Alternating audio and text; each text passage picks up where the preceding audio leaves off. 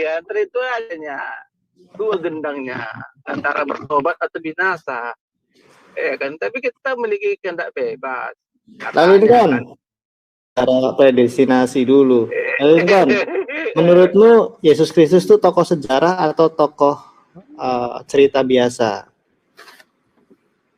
Oh, bagi saya itu dia tokoh sejarah. Berarti bisa dibuktikan dari data sejarah ya?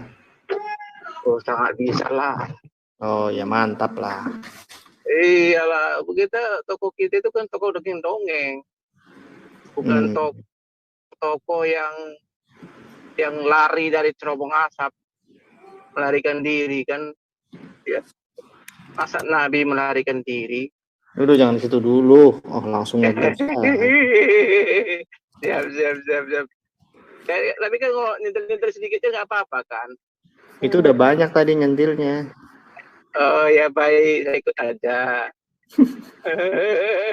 Saya ikut aja. Atau ini izin lah Erben, saya buka dari satu premis utama ya dari Nan. 2 Korintus 11 ayat 4 ya. Sebab kamu sabar saja jika ada seorang datang memberitakan Yesus yang lain daripada yang telah kami beritakan, atau memberitakan kepada kamu roh yang lain dari kamu terima, atau Injil yang lain daripada yang telah kamu terima. Jadi ternyata pengenalan akan Yesus harus akurat. Tidak boleh melenceng 1% pun. Ya. Terus lalu siapa dan bagaimana nasibnya itu para pemberita Yesus yang lain ya? Galatia berapa ya? Oh ini nih. Galatia 1 ayat 8. Tetapi sekalipun kami atau seorang malaikat dari surga yang memberitakan kamu kepada suatu Injil yang berbeda dengan Injil yang telah kami beritakan kepadamu, terkutuklah dia. Malaikat dari surga juga nggak bisa nih. Kalau memberitakan Injil yang berbeda dengan Rasul diberitakan, apalagi malaikat palsu ya. Jadi ini premis utama ya. Jadi tidak tentu menolak klaim bahwa fakta tentang Yesus Kristus di luar dari para rasul ceritakan ya, yang jelas di dalam perjanjian baru ini. Jadi itu terkutuk. Nah, dikutuk dari kodok. Itu semoga bisa membuka diskusi kita. Halo. Ya. Saya juga diskusi ini supaya pemirsa tahu bahwa betul-betul Tuhan Yesus Kristus itu ada fakta, kalau juga di luar Alkitab betul dia disalib, bukan ada peran Ya itu nanti jurus kedua lah. Jurus pertama dulu, bukti-bukti di dalam Alkitab, apakah kebenarannya itu disaksikan oleh banyak orang atau hanya 12 rasul saja. Nah itu misalnya. Mungkin kalau teman-teman ada literaturnya bisa di-share ayatnya, kemudian dijelaskan.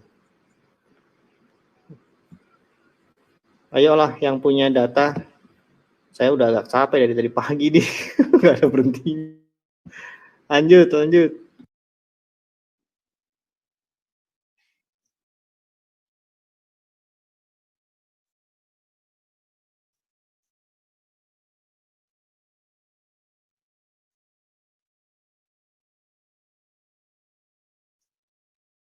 Ayo, jangan pelit informasi.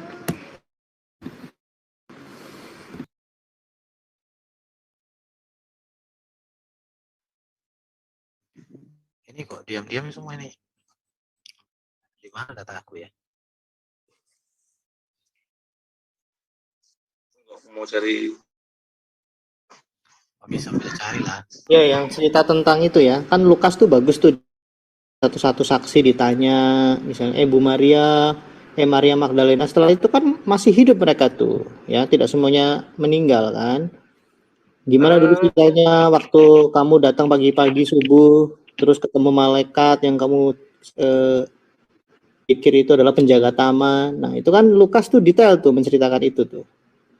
Nah itu sebentar lah. Mungkin ini jadi bukti ya bahwasanya memang ada proses penyaliban itu benar adanya ya. Mungkin di Yohanes 19 ayat 38. Di sini Yusuf dari Arimatea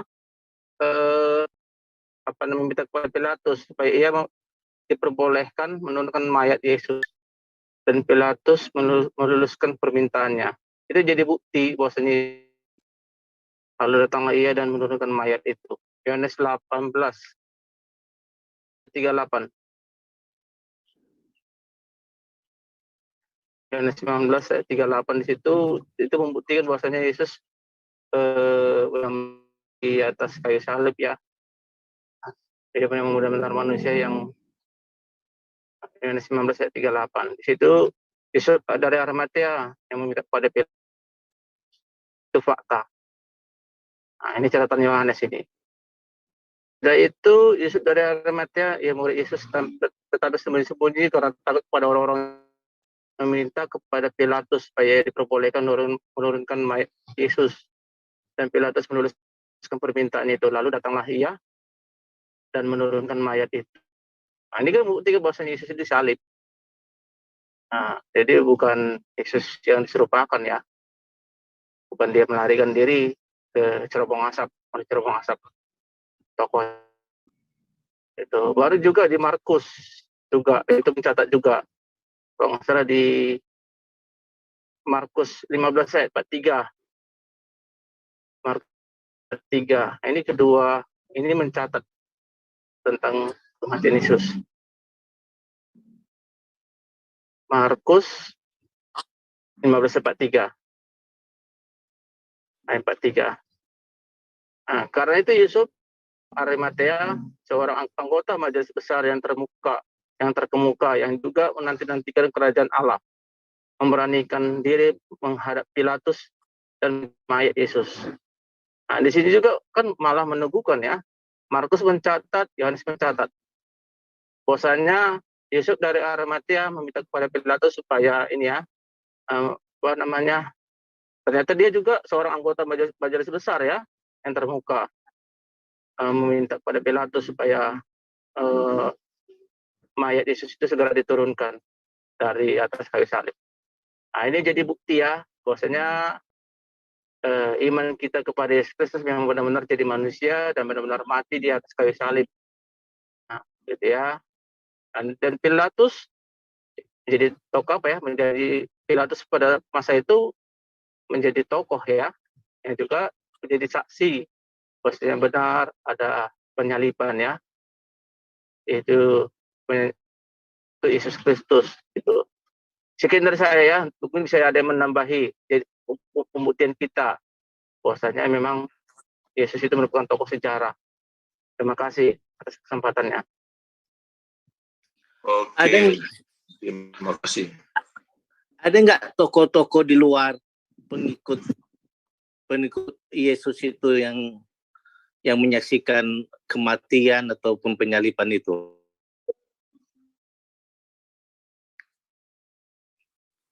Ada Pak, tapi Pak Edo kayaknya mau bahas dulu internal sebelum ke eksternal, sebelum ke sumber-sumber eksternal. Ya, Edo ingin internal dulu dari Alkitab. Iya, itu lebih edukatif buat mereka. Jadi tidak langsung loncat gitu, Pak. Karena kan untuk merekonstruksi sejarah Yesus Kristus, kehidupannya, kematian, kebangkitannya, dan kenaikan ke surga, bagaimana merekonstruksi itu? Oke, pertama menggunakan bukti internal. Oke, itu masih bisa dianggap subjektif. Nah, itu kan subjektif. Namanya juga bukti internal. Iya, sesubjektif apapun tuduhanmu, tapi kamu harus tahu dulu apa yang tertulis di dalam Alkitab. Karena Alkitab Perjanjian Baru itu pada hakikatnya juga dokumen sejarah. Karena seringkali sejarawan sekuler ketika merekonstruksi sejarah sekuler juga, misalnya tentang Kekaisaran Nero di abad kedua misalnya, itu juga sering merujuk kepada Alkitab sebagai bukti eksternal, buat mereka eksternal. Artinya sebenarnya Alkitab kita pun layak disebut sebagai dokumen sejarah. Nah, terus apa yang internal Alkitab itu katakan? Ya, tokoh Pontius Pilatus ada tidak gitu. Ya. Kenapa di kitab suci tetangga tidak dituliskan jangan di kitab suci tetangga namanya berubah, bukan Pontius Pilatus, tapi Pontius Abdullah misalnya. Kan jadi repot. Nah, ini kita paparkan dulu bukti-bukti internal. Tadi Pak Reform sudah menjelaskan kematiannya ya. Dalam konteks ada pihak Yahudi, bahkan majelis besar itu Yusuf Arimatea. Nah, sekarang mungkin teman-teman bisa bantu. Kebangkitannya itu nyata tidak? Dia itu menampakkan diri hanya kepada 2 orang, sehingga Injil ini nanti diklaim hanya Injil 2 orang, Injilnya Maria itu. Kebangkitannya itu juga dinyatakan kepada 12 murid. Nah, jangan-jangan itu juga masih dianggap murid. Nah, karang-karangan muridnya Yesus aja, atau belum murid misalnya. Itu dulu, jadi bertahap. Tanya ini siapa yang menyaksikan? Teman-teman kalau bisa bantu membuka fakta di Alkitab tuh, dia menampakkan diri kepada siapa? Silakan, Pak. Juga pakai IPS ya. Ya, Jadi Pak. enak caranya. Saya pakai 2 device-nya. Nah, poin yang pertama itu ada di dalam 1 Korintus apa nih? Aduh, kok ikusan loh. Korintus 15 ayat 17.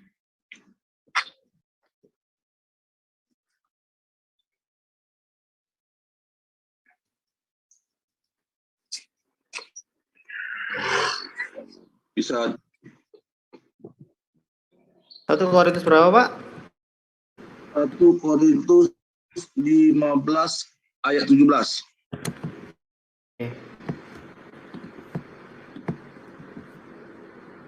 Nah, ini aku pakai dua dipas ini. Oke. Biar enak ya.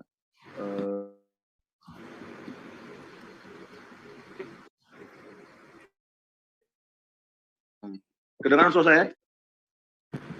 Oke. Di sana dikatakan, dan jika Kristus tidak dibangkitkan, maka sia-sialah kepercayaan kamu, dan kamu masih hidup dalam dosamu. Nah, itu. Jadi kata sini ya, dan jika Kristus tidak dibangkitkan. Jadi di sini ya, Rasul, khususnya kepada ini Rasul Paulus menyaksikan, mengatakan kepada jemaat di Korintus, jika Kristus tidak dibangkitkan, maka sia-sialah iman kamu, hancur. Jadi gini, kalau kita menyangkal kebangkitan Yesus, maka seluruh iman Kristus hancur. Ya. Dan kita dosa. Nah, saudara, ada beberapa kebenaran ya. Saya mengambil ada tiga kebenaran.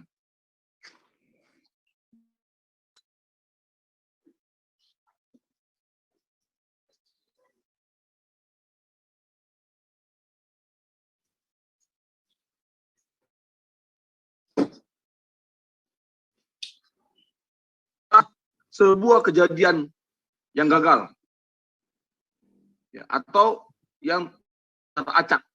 Perhatikan ya, jadi secara acak kekalahan atau tanda kelemahan ya. Nah, tapi justru itu merupakan rencana atau rancangan dan tujuan Allah untuk menebus umat manusia dari dosa ya. Nubuatan digenapi. Nah, dalam Kisah Para Rasul 2 ayat 23. Kisah Para Rasul 2 ayat 23. Dia yang salah menurut maksud dan rencananya telah kamu dan kamu bunuh oleh tangan bangsa-bangsa durhaka. Jadi ini disaksikan juga gitu loh. Ya. Bagaimana orang-orang Israel juga menyalibkan dan membunuh. Itu. Yesus itu. Oke. Lalu Kisah Para Rasul 3 ayat 28. 3 ayat 18. 3 ayat 18. Jalan demikian, Allah telah menggenapi. Oke. Kisah Para Rasul 3 ayat 18. Tetapi dengan jalan demikian Allah telah menggenapi apa yang telah difirmankannya dahulu dengan perantaraan nabi-nabinya, yaitu bahwa Mesias yang diutusnya harus menderita. Nah, dalam rancangan Allah, Mesias itu harus menderita. Bukan seperti apa yang diharapkan oleh orang Israel pada saat itu. Ya, menjadi raja sama seperti raja, tidak gitu. Mesias dalam rancangan Allah harus menderita. Kenapa? Karena dia adalah anak domba Allah. Dia harus menderita dan dia harus menebus dosa manusia. Itu. Nah, makanya saudara, ada beberapa penafsir mengatakan ketika Yesus ya, di atas kayu salib, dia mengatakan Eloi, Eloi lama sabachthani. Allahku, Allahku, mengapa engkau meninggalkan aku? Nah, dikatakan di sana, saudara, mengapa Yesus mengatakan Eloi, Eloi lama sabachthani? Yesus tidak hanya mengutip dari, kalau tidak salah itu Mazmur, tapi memang dia merasa dia ditinggalkan sendirian oleh Bapa. Kenapa, saudara?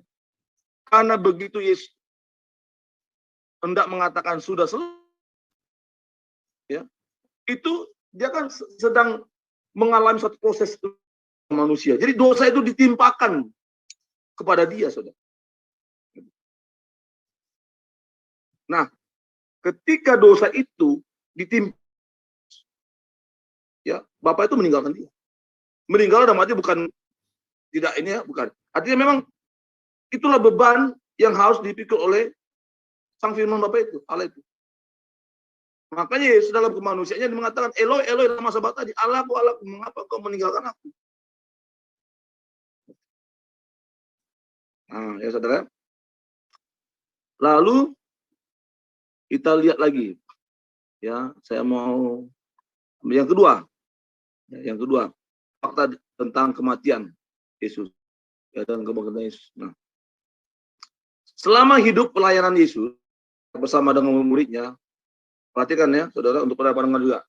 Yesus terus-menerus mengulangi supaya para murid dan para pendengar itu peka bahwa untuk memberikan dirinya sebagai tebusan bagi manusia, bahwa dia akan menderita dan akan dibunuh, dan pada hari yang ketiga dia bangkit dari kematian. Nah, Matius 16 ayat 21. Matius 16 ayat 21. Ini.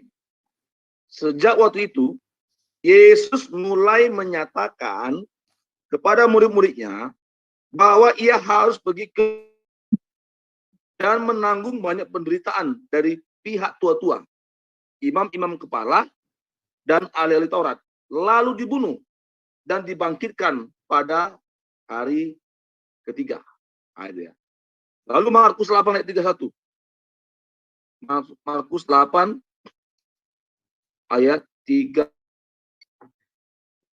Nah, kemudian mulailah Yesus mengajarkan kepada mereka bahwa anak manusia ini merujuk pada dirinya sendiri, Yesus Kristus, harus menanggung banyak penderitaan dan ditolak oleh tua-tua, imam-imam kepala, dan ahli-ahli Taurat, lalu dibunuh dan bangkit sesudah 3 hari.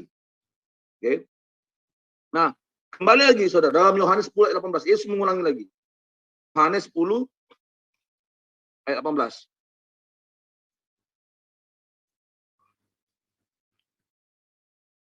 Tidak seorang pun mengambilnya daripadaku, melainkan aku memberikannya menurut kehendakku sendiri.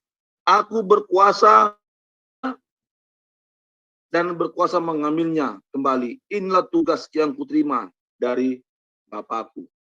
Ya. Jadi Yesus menjelaskan ya, bahwa Yesus sendiri akan memberikan dirinya secara sukarela, ya. Untuk apa? Menggenapi semua yang tertulis tentang dia, tentang Yesus itu. Oke. Nah, lalu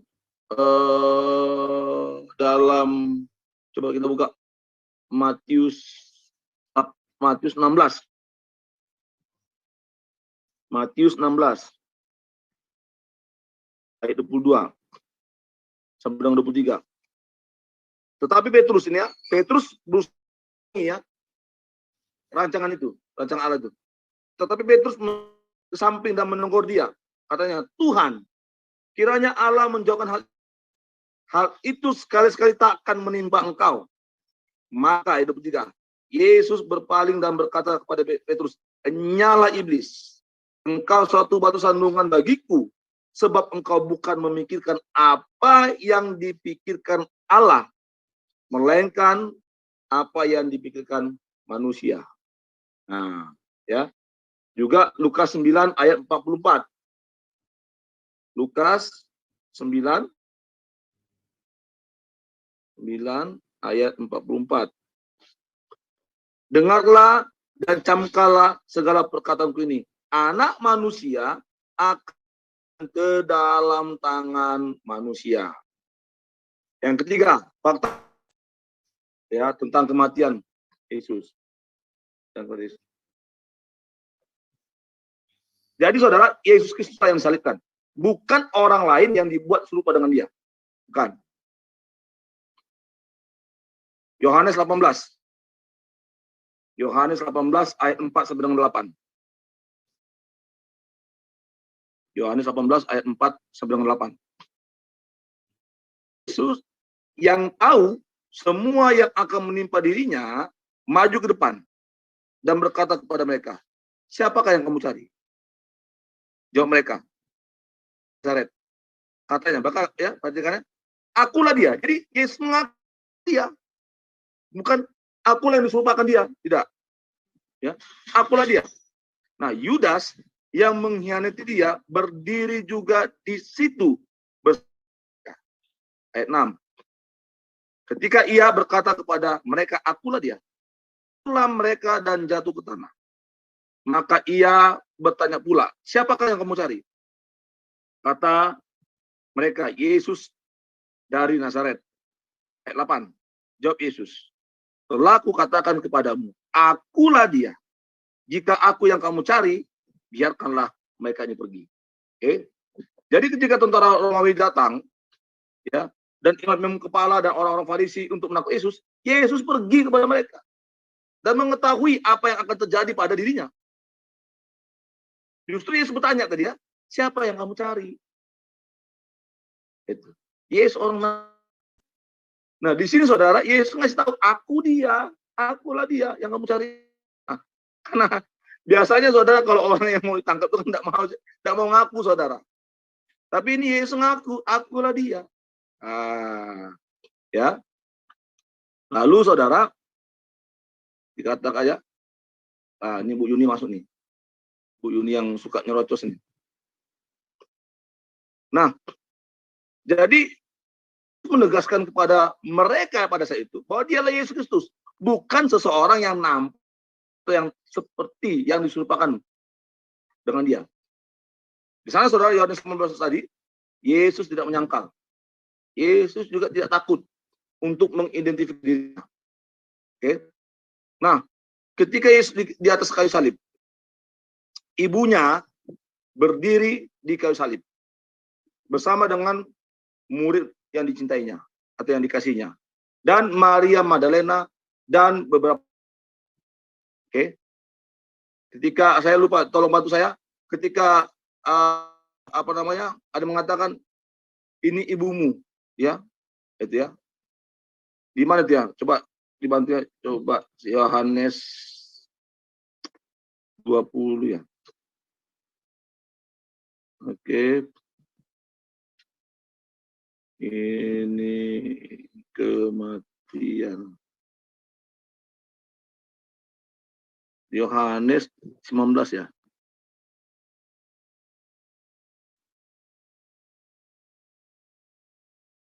Nah, ya. Yohanes 19 ayat 26. Dulu ayat 25 ya.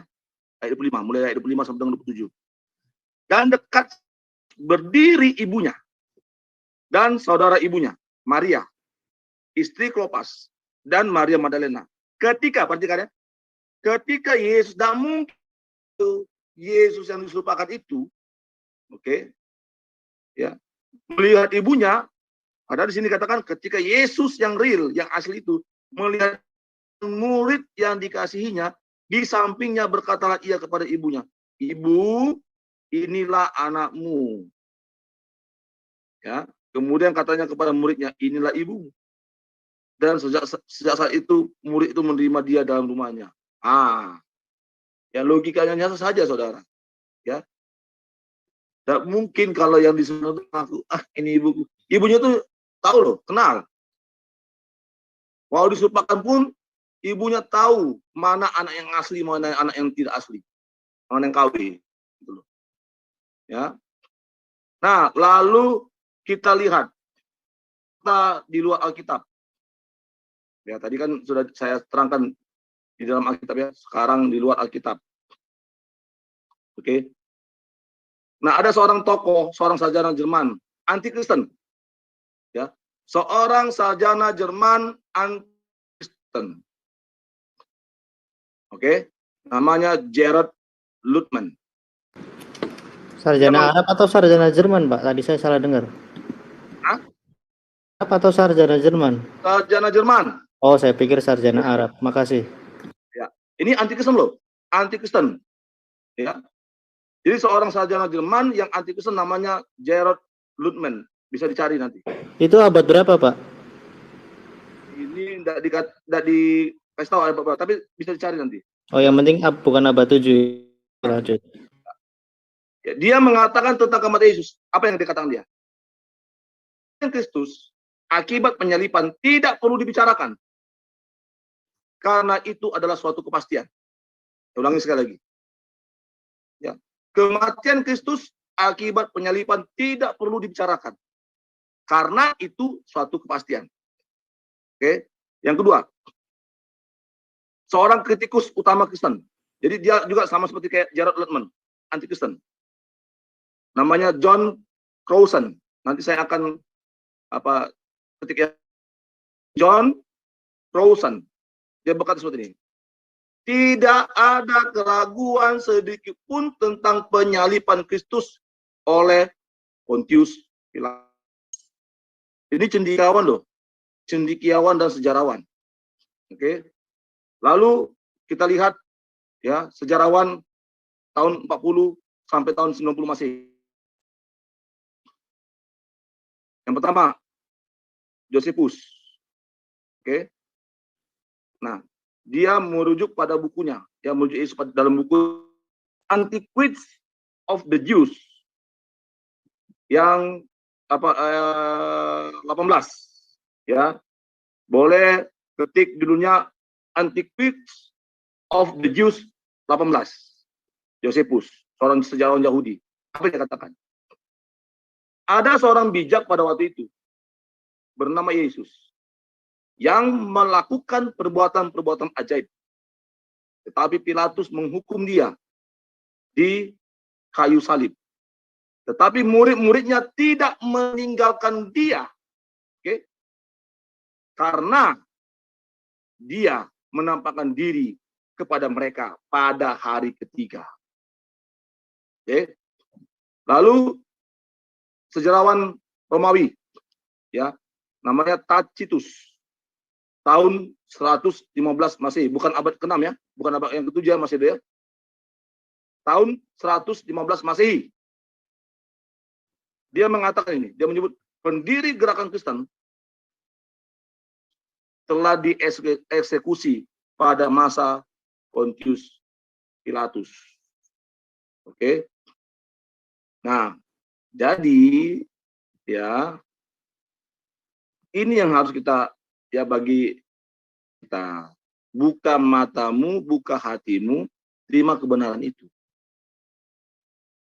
Nah, dalam peristiwa ya penyaliban atau kematian orang yang disalibkan, itu ada prosedur Romawi yang ketat yang diterapkan untuk kematian orang yang disalibkan. Jadi tidak ada tempat untuk mengatakan bahwa Yesus Kristus itu disalibkan tapi hidup setelah penyalipannya. Mustahil. Ya. Yang disalibkan itu orang yang diserupakan dengan dia. Gitu. Nah, orang Romawi bukan kaleng-kaleng. Ya, kayak kata Erben, kolo-kolo.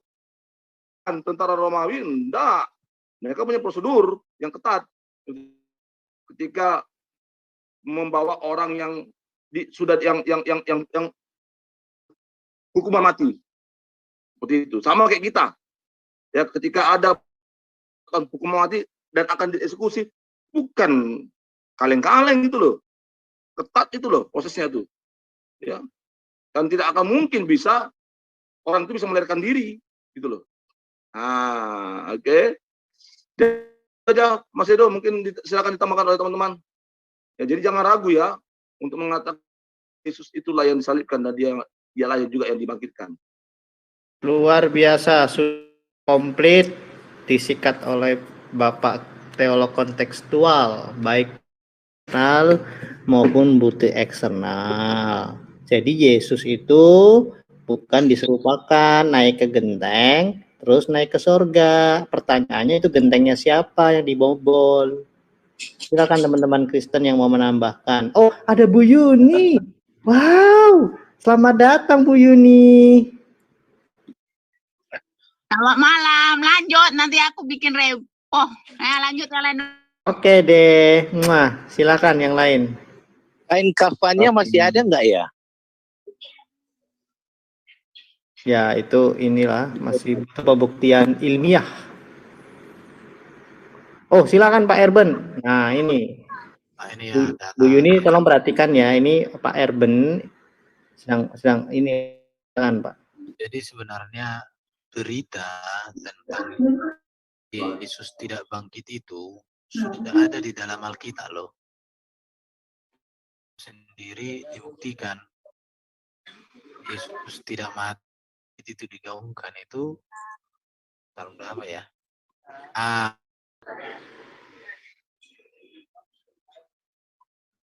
Tahun 30-an berita tentang Yesus tidak bangkit telah digaungkan. Adapun kelompok yang memprakarsai berita hoaks mayat Yesus dicuri adalah yang pertama itu para pemuka agama, para politikus bersepakat jahat untuk mengangkat Yesus, mengatakan Yesus tidak bangkit, melainkan dicuri murid-murid. Di sini ada kelompok Parisi, kelompok Saduki, wali negeri, dan serdadu. Jadi di sini ada faktor kepentingan agama, kekuasaan, kepentingan ekonomi, dan juga kenyamanan diri. Tentang Yesus ini sudah menjadi produk yang digoreng-goreng oleh orang-orang hanya untuk menyangkal. Tapi kan apa yang dilakukan mereka di sini terbantahkan semua. Karena Yesus disaksikan mati dan dia menampakkan diri. Kecuali kalau Yesus langsung naik ke langit, maka ini sukses. Tapi masalahnya Yesus masih menampakkan diri 40 hari. Nah, kemudian tahun 200 Masehi berita tentang Yesus tidak mati digaungkan lagi kembali. Kalau tadi tahun 30 kan, tahun 30-an. Sekarang tahun 200-an Masehi. Hal itu tentu kelanjutan dari apa yang disampaikan pemuka agama tahun 30 Masehi. Gaungan berita tersebut dituliskan dalam tik, yaitu ajaran sesat yang aktif bergerak pada abad kedua sebelum Masehi, 2 Masehi itu, bukan 2 sebelum Masehi, yang tegas ditolak oleh gereja. Termasuk Toledo Yesus ya. Tubuh Yesus adalah dihapus di malam yang sama oleh seorang tukang kebun bernama Judas setelah mendengar berita murid-murid berencana untuk mencuri tubuh Yesus. Toledo Yesus adalah kumpulan dokumen abad pertengahan tanpa bentuk tetap. Baru kaum Gnostik setiap kebangkitan kecualikan sejak awal. Dan yang terus masih diatirkan untuk binasa, tidak ada kebangkitan daging tapi hanya jiwa. Nah ini, jadi sudah ada ajaran ini tahun 200 Masehi. Ini, kelompok ini lagi, kelompok Gnostik akhir di Palestina. Mereka menyangkali hal itu. Kemudian hal ini dilanjutkan tahun 600 apa itu RT6 ini. Nah, di situ dikatakan memang Quran tidak memiliki catatan yang diberitakan dalam Alkitab. Namun ada satu sosok yang memiliki miripan dengan Yesus yang disebut sebagai Nabi Isa. Tetapi jika kita membaca seksama, kita akan menemukan data yang pro kontra tentang kematian Isa sebagai mana tertulis dalam surat An-Nisa ini 4157-158. Dan karena ucapan mereka sesungguhnya kami telah membunuh Al-Masih Isa putri Maryam Rasul Allah, padahal mereka tidak pula menjalibnya, tetapi yang orang diserupakan dengan Isa bagi mereka. Sesungguhnya orang-orang yang berselisih paham tentang pembunuhan Isa benar-benar dalam keraguan-raguan tentang yang dibunuh itu. Mana ada ragu-ragu sejak tahun 30 Masehi gereja, nggak ada ragu-ragu. Jadi ini tahun 600-an baru dibilang ragu-ragu. Kok konfirmasinya kelamaan ya? Mereka tidak mempunyai keyakinan tentang siapa yang dibunuh itu, kecuali mengikuti prasangka. Mereka tidak pula yakin bahwa yang mereka bunuh itu adalah, tetapi yang sebenarnya Allah telah mengangkat Isa kepadanya dan Allah yang perkasa. Tetapi di sini ya, seorang Yahudi bernama Yudas, ini kebangkitan Yesus. Di rumah, ini beberapa penafsiran mereka.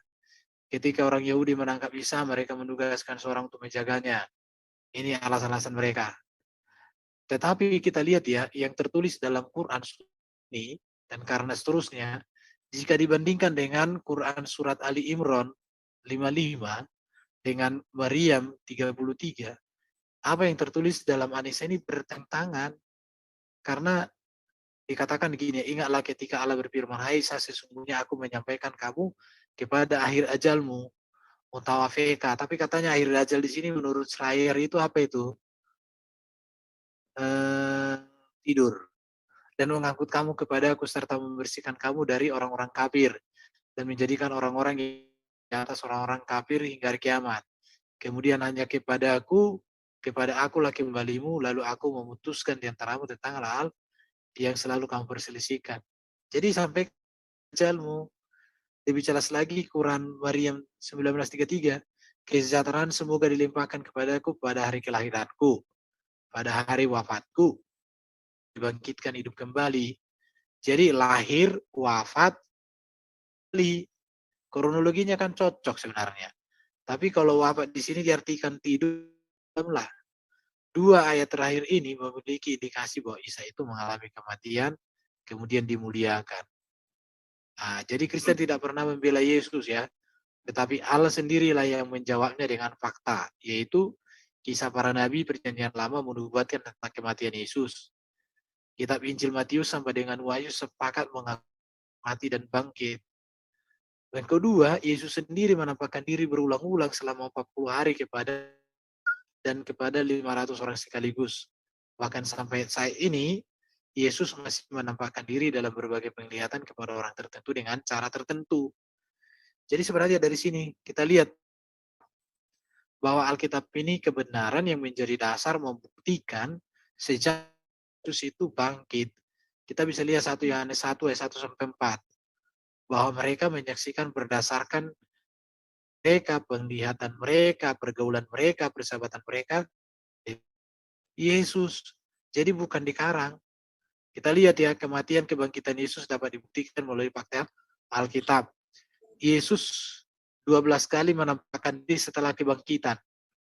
Ini dia, jadi 12 kali kepada Maria perempuan lain, Petrus, 2 orang murid, 10 rasul, baru Thomas rasul yang lain, kemudian juga 7 rasul, baru kemudian semua rasul, baru 500 saudara sekaligus, kemudian dan juga kemudian Paulus.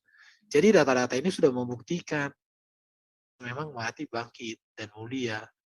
Oke, kita lihat lagi di sini. Bab yang sangat telah aku sampaikan kepadamu, yaitu apa yang telah aku terima sendiri adalah bahwa Kristus telah mati karena dosa-dosa kita. Jadi kematian kebangkitan Yesus terbukti di dalam 1 Korintus 15:20, tetapi yang benar ialah bahwa Kristus telah dibangkitkan dari antara sebagai yang sulung dari antara orang yang telah meninggal. 1 Petrus 1 ayat 3. Itu Terpujilah mana Allah. Ben yang dia mati untuk menebus dosa itu di ayat mana? Ya gampang nanti. Ya, jadi kita buktikan dulu bahwa Yesus itu benar-benar mati. Ini data-datanya ya. Ya, 1 Petrus 1 ayat 3 dikatakan kebangkitan Yesus Kristus dari antara orang mati. 1 Korintus 15 ayat 20, Kristus telah dibangkitkan dari antara orang mati. 1 Petrus 3 ayat 18, Kristus telah untuk segala dosa kita. Matius 17 ayat 22, mereka akan membunuh dia. Baru Markus 9:30, mereka akan membunuh dia. Baru dikatakan lagi, Markus 10 ayat 33, 34, mereka akan menjatuhi dia hukuman mati, dita dan dibunuh. Jadi sebenarnya data-data Alkitab ini, kebangkitan Yesus ini, banyak nubuat akan kematian Yesus dalam kitab perjanjian lama. Mana perkataan Digenapi Yesus dalam Yesus. itu untuk menebus dosa kalian semua, Erben. Itu sudah saya jelaskan, Bu. Ibu gambar. Maksudnya. Oke ya. Ini nih, saya tunjukkan aja, saya nggak baca. Ini dia bukti-buktinya ya. Jadi nubuat tentang kematian Yesus itu dan penggenapannya ada di layar. Ini semua ada nih, data-datanya saya ketikkan. Ini saya nggak tanya nubuat, Erben. Saya tanya perkataan Yesus yang dia mati untuk menghapus dosa-dosa kalian. Baca Matius 1 ayat 21. Buka Matius 1 ayat 21. Oke, fakta sejarah saya nggak usah tunjukkan ya. Ini fakta sejarah ini. Ngomong di tempat ngomong. Bentar. Oke, bentar Bu Yuni, tenang. Ibu Yuni sayang. Ini fakta sejarahnya Bu Yuni ada. Ini Tacitus, ada Mara Serapio, kemudian ada Flavius Josephus, kemudian ada Gaius Suetonius. Ya, jadi kapan berita hoax tentang Yesus tidak mati ini akan ada sampai Yesus datang kali yang kedua membinasakan para penyebar hoax. Terima kasih. Coba buka dulu Matius. Tunggu dulu Bu Yoni, diam dulu. Nyorotus saja. Buka Matius. Bahkan malaikat pun sudah ngomong gitu loh. Menebus dosa umat manusia. Matius 1 ayat 21. Diam dulu. Buka Matius 1 ayat 21. Oke, saya buka. Ya, buka dulu Matius 1 ayat 21. Bacakan, Lek. Ini malaikat loh ngomong.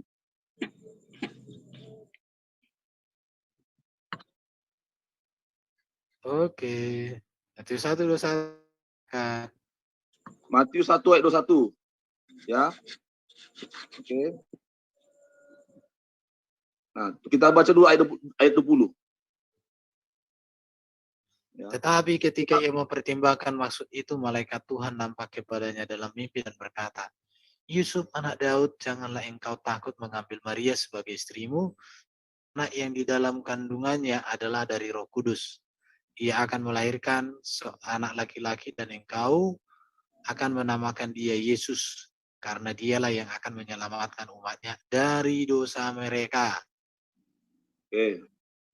Ya. Ini perkataan siapa? Ini cerita macam mana? Yang saya tanya itu apa? Sekarang saya tanya di kitabmu, pernah enggak Allah itu ngomong sama baginda Nabi? Santai aja. Enggak, komparasinya harus gitu loh. Coba tunjukkan sekarang dalam kitab sucimu di mana Allah itu pernah ngomong langsung sama baginda Nabi. Tunjukkan ayat surah berapa? Kalau saya kan Nabi bilang kami sepakat ngomong, Allah itu nggak pernah ngomong langsung sama Nabi Muhammad. Seperti itu lagi kan selalu dikatakan Jibril. Berarti semua kata Yuni semua disampaikan oleh malaikat Jibril ya. Bu Yuni, itu ada perkataan Yesus tuh yang ketika perjamuan terakhir, inilah darahku untuk pertumpahan. Nah, itu ayatnya tak tulis tuh. Ya. Biar dibuka. Matius berapa tuh? Matius 26 ayat 28. Matius 26 ayat 28. Matius 26 ayat 28. 26 ayat 28. Coba buka. Bacakan aja.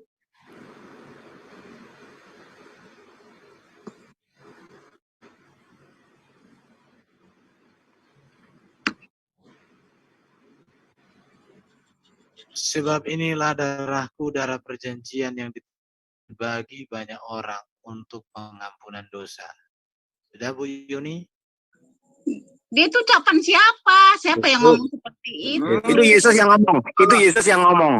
Itu Yesus yang bicara. Ngomongnya gimana? Coba ngomongnya keras-keras. Dengar ngomongnya. Sebab inilah darahku, darah perjanjian yang ditumpahkan bagi orang untuk pengampunan dosa. Itu ngomongnya. Oh, bener nggak? Nanti dicek salah. Oh, dicek sendiri, baca sendiri Bu, baca sendiri. Bahasa aslinya baca, dibocor. Kalau bener, Ibu ngasih saya 2 juta. Kalau salah tak kasih 10 juta. Enak aja, ya udah itu PR buat saya. Nanti saya tanya orang, awas kalau salah. Pak, Ya, manusia kalau baru. salah, kepala saya. Ingat, Pak manusia kalau salah baru. kepalanya dibadai, dipenggal. Ya, Pak manusia kamu baru. tanya, cari bahasa apa saja. Pak Edi, kalau sama ibu-ibu yang suaranya ini sejernih Bu Yuni, itu biasanya cantik dan bahenol loh. Jadi jangan galak-galak. Saya skrip sih. Apa sih Enggak. kamu? Enggak sih, soalnya ngeyelan, jadi langsung selesai gitu loh. Jangan diulang-ulang. Dia ngulang-ulang terus. Aku baca. Nanti berapa? Nanti aku tanya. Matius 26 ayat 28. 26, 28. Itu kalau nggak bener, edukasi gulai. Ngomongnya aku nggak ditulis nih, aku lagi masak nih soalnya. Nah, ya, makanya. Kok masak ya, heran. Masak nih lagi sekali ngomong sama kalian. Oke, lagi satu Erben. Aku nggak mau ngomong sama Erben, lah bosan aku ngomong sama Erben. Ngomong sama si Kristolog aja deh. Mana Kristolog? Pak Teolog udah punya istri, jangan digodain ah. Iya, nih. Lah Erben juga udah punya istri tuh. Teolog. Silakan Bu, silakan. Tapi jangan ngeyel Bu ya. Aduh. Jangan ngeyel. Anda percaya nggak kalau Allah itu kuasa? Enggak. Kuasa? Dia bisa buat apa? Mau? Enggak percaya. Oh iyalah, Allah itu maha kuasa. Bapak itu maha kuasa. Karena apa? Dia sumber dari segala sesuatu. Maha kuasa. Bu. Iya. Allah mah yang dulu. Yang lain diam. Terus? Oke. Ketika saya bertanya kepada lalu meragukan Allah itu bisa Tuhan itu bisa menggantikan Yesus yang disalib itu, kenapa Anda sama sekali percayainya? Oh, enggak bisa. Enggak percaya. Kenapa? Kenapa? Kenapa? Kan itu pertanyaan kan kenapa? Saya tanya seperti kenapa itu. Allah tidak mau mempercayainya? Ayo. Kenapa? Gini. Analogi bukan, kalau memang Allah Maha Kuasa, kenapa Allah tidak bisa menggantikan? Oke? Bukan. Oke, analogi saya seperti ada di Al-Quran yang dia itu diserupakan. Iya, jadi gini Bu. Diserupakan. Jadi untuk apa? Ngomong dulu, saya ngomong dulu baru Anda tanggapi. Saya ngomong dulu baru Anda tanggapi. Oke. Ketika saya tanya ke Anda, Allah itu Maha Kuasa, Allah bisa buat apa saja, dan saya lebih percaya dari Al-Quran saya yang Allah bisa menyerupakan siapa saja. Tapi ketika saya tanya seperti itu, Anda berkata tidak bisa. Oke, berarti Anda tidak mempercayai Allah itu berkuasa. Oke, tanggapi. Oke. Kalau Bapak itu ya mengutus orang lain dan menyerupakan wajahnya dengan wajah Yesus, berarti dia Allah pembohong. Dia Allah yang tidak maha kuasa. Kenapa? Karena untuk itulah tujuan mengapa Sang Firman Allah itu diutus ke dunia menjadi manusia. Karena dia tidak sama dengan nabi yang terdahulu. Tidak sama. Tidak samanya di mana? Karena misinya jelas. Mengapa ya Bapak itu mengutus firman-Nya ke dalam dunia menjadi manusia? Satu misinya, misi keselamatan, penyelamatan. Makanya dia tunggu dulu Bu. Makanya dia diberi gelar anak domba Allah. Nabi mana di dunia ini yang diberi gelar anak domba Allah? Yang ngasih gelar. Siapa yang ngasih gelar? Nggak jelas itu ya. Aneh. Itu manusia. Gitu loh. Yang lain dia. Bapak itu sendiri memberikan gelar kepada dia. Gitu loh. Siapa? Dia ada anak domba Allah. Gitu loh. Loh, Karena tujuannya tunggu. Karena tujuannya jelas gitu loh. Bukan Kalau sendiri gini, ngomong. kalau Yesus itu tidak mati di atas kayu salib, ya dia tidak dibangkitkan. Tadi saya bacakan di 1 Korintus. Ya, maka gugur rontok semua iman orang Kristen itu. Nah iya itulah makanya. Nah, makanya mengapa Digantung itu mengutus Yesus. Bapak itu mengutus Kami Muslim firman-Nya mengatakan menjadi Yesus manusia tidak digantung. untuk menyelamatkan manusia. Karena kalau mungkin manusia menyelamatkan manusia, dari mana orang berdosa menyelamatkan orang berdosa? Di mana logikanya gitu loh? Orang berdosa menyelamatkan orang berdosa. Yang hanya bisa manusia itu hanya Tuhan. Saya boleh Itu nanggepin manusia. Pak Teolog. Gitu loh. Silakan. Bu Yuni, jawabannya sederhana saja. Yesus Kristus tidak mati, tidak masalah. Allah tetap ada. Dan tetapi yang menjadi masalah adalah Bu Yuni harus mati untuk setiap pelanggaran dosamu. Jadi kalau tadi pagi Bu Yuni itu misalnya belanja ke pasar nyolong Siapa jengkol. bilang gitu? Siapa yang mengharuskan saya mati untuk dosa saya? Saya nggak pernah kayak gitu. Jangan bikin cerita. Ini Bu, begini. Setiap pelanggaran Bu terhadap hukum Allah itu berujung kepada kematian, Bu. Siapa? Ya Allah kami. Iya, itu kan Allah Anda. Anda lagi menanyakan Allah kami atau Allah Anda? Kan kita kan bicara tentang Yesus yang disalib. Bilang kalau saya tidak percaya bahwa Nabi Isa yang digantung itu, yang disalib itu. Tapi Tidak masalah. Tidak masalah. Yesus yang digantung. Jadi ketika saya bertanya, bukankah Tuhan berkuasa menggantikan itu? Oh, Anda tetap juga kekeh bahwa Yesus juga yang itu, yang diserupakan. Kalau Tuhan Anda berkuasa, kenapa menurunkan hukumnya, syariat? Iya itu. Kenapa Tuhan Anda tidak terus di dunia uji seberapa besar ketaatan kita kepada Allah? Oh, berarti setelah itu untuk diuji, kemudian manusia harus taat semua, lulus semua atau tidak? Ya taat semua lah, namanya juga hamba. Kita nih hamba ya, namanya juga orang Ibu, hamba ya. Oke. Ibu yakin diri Ibu taat? Hah? Ibu yakin diri taat? Ya saya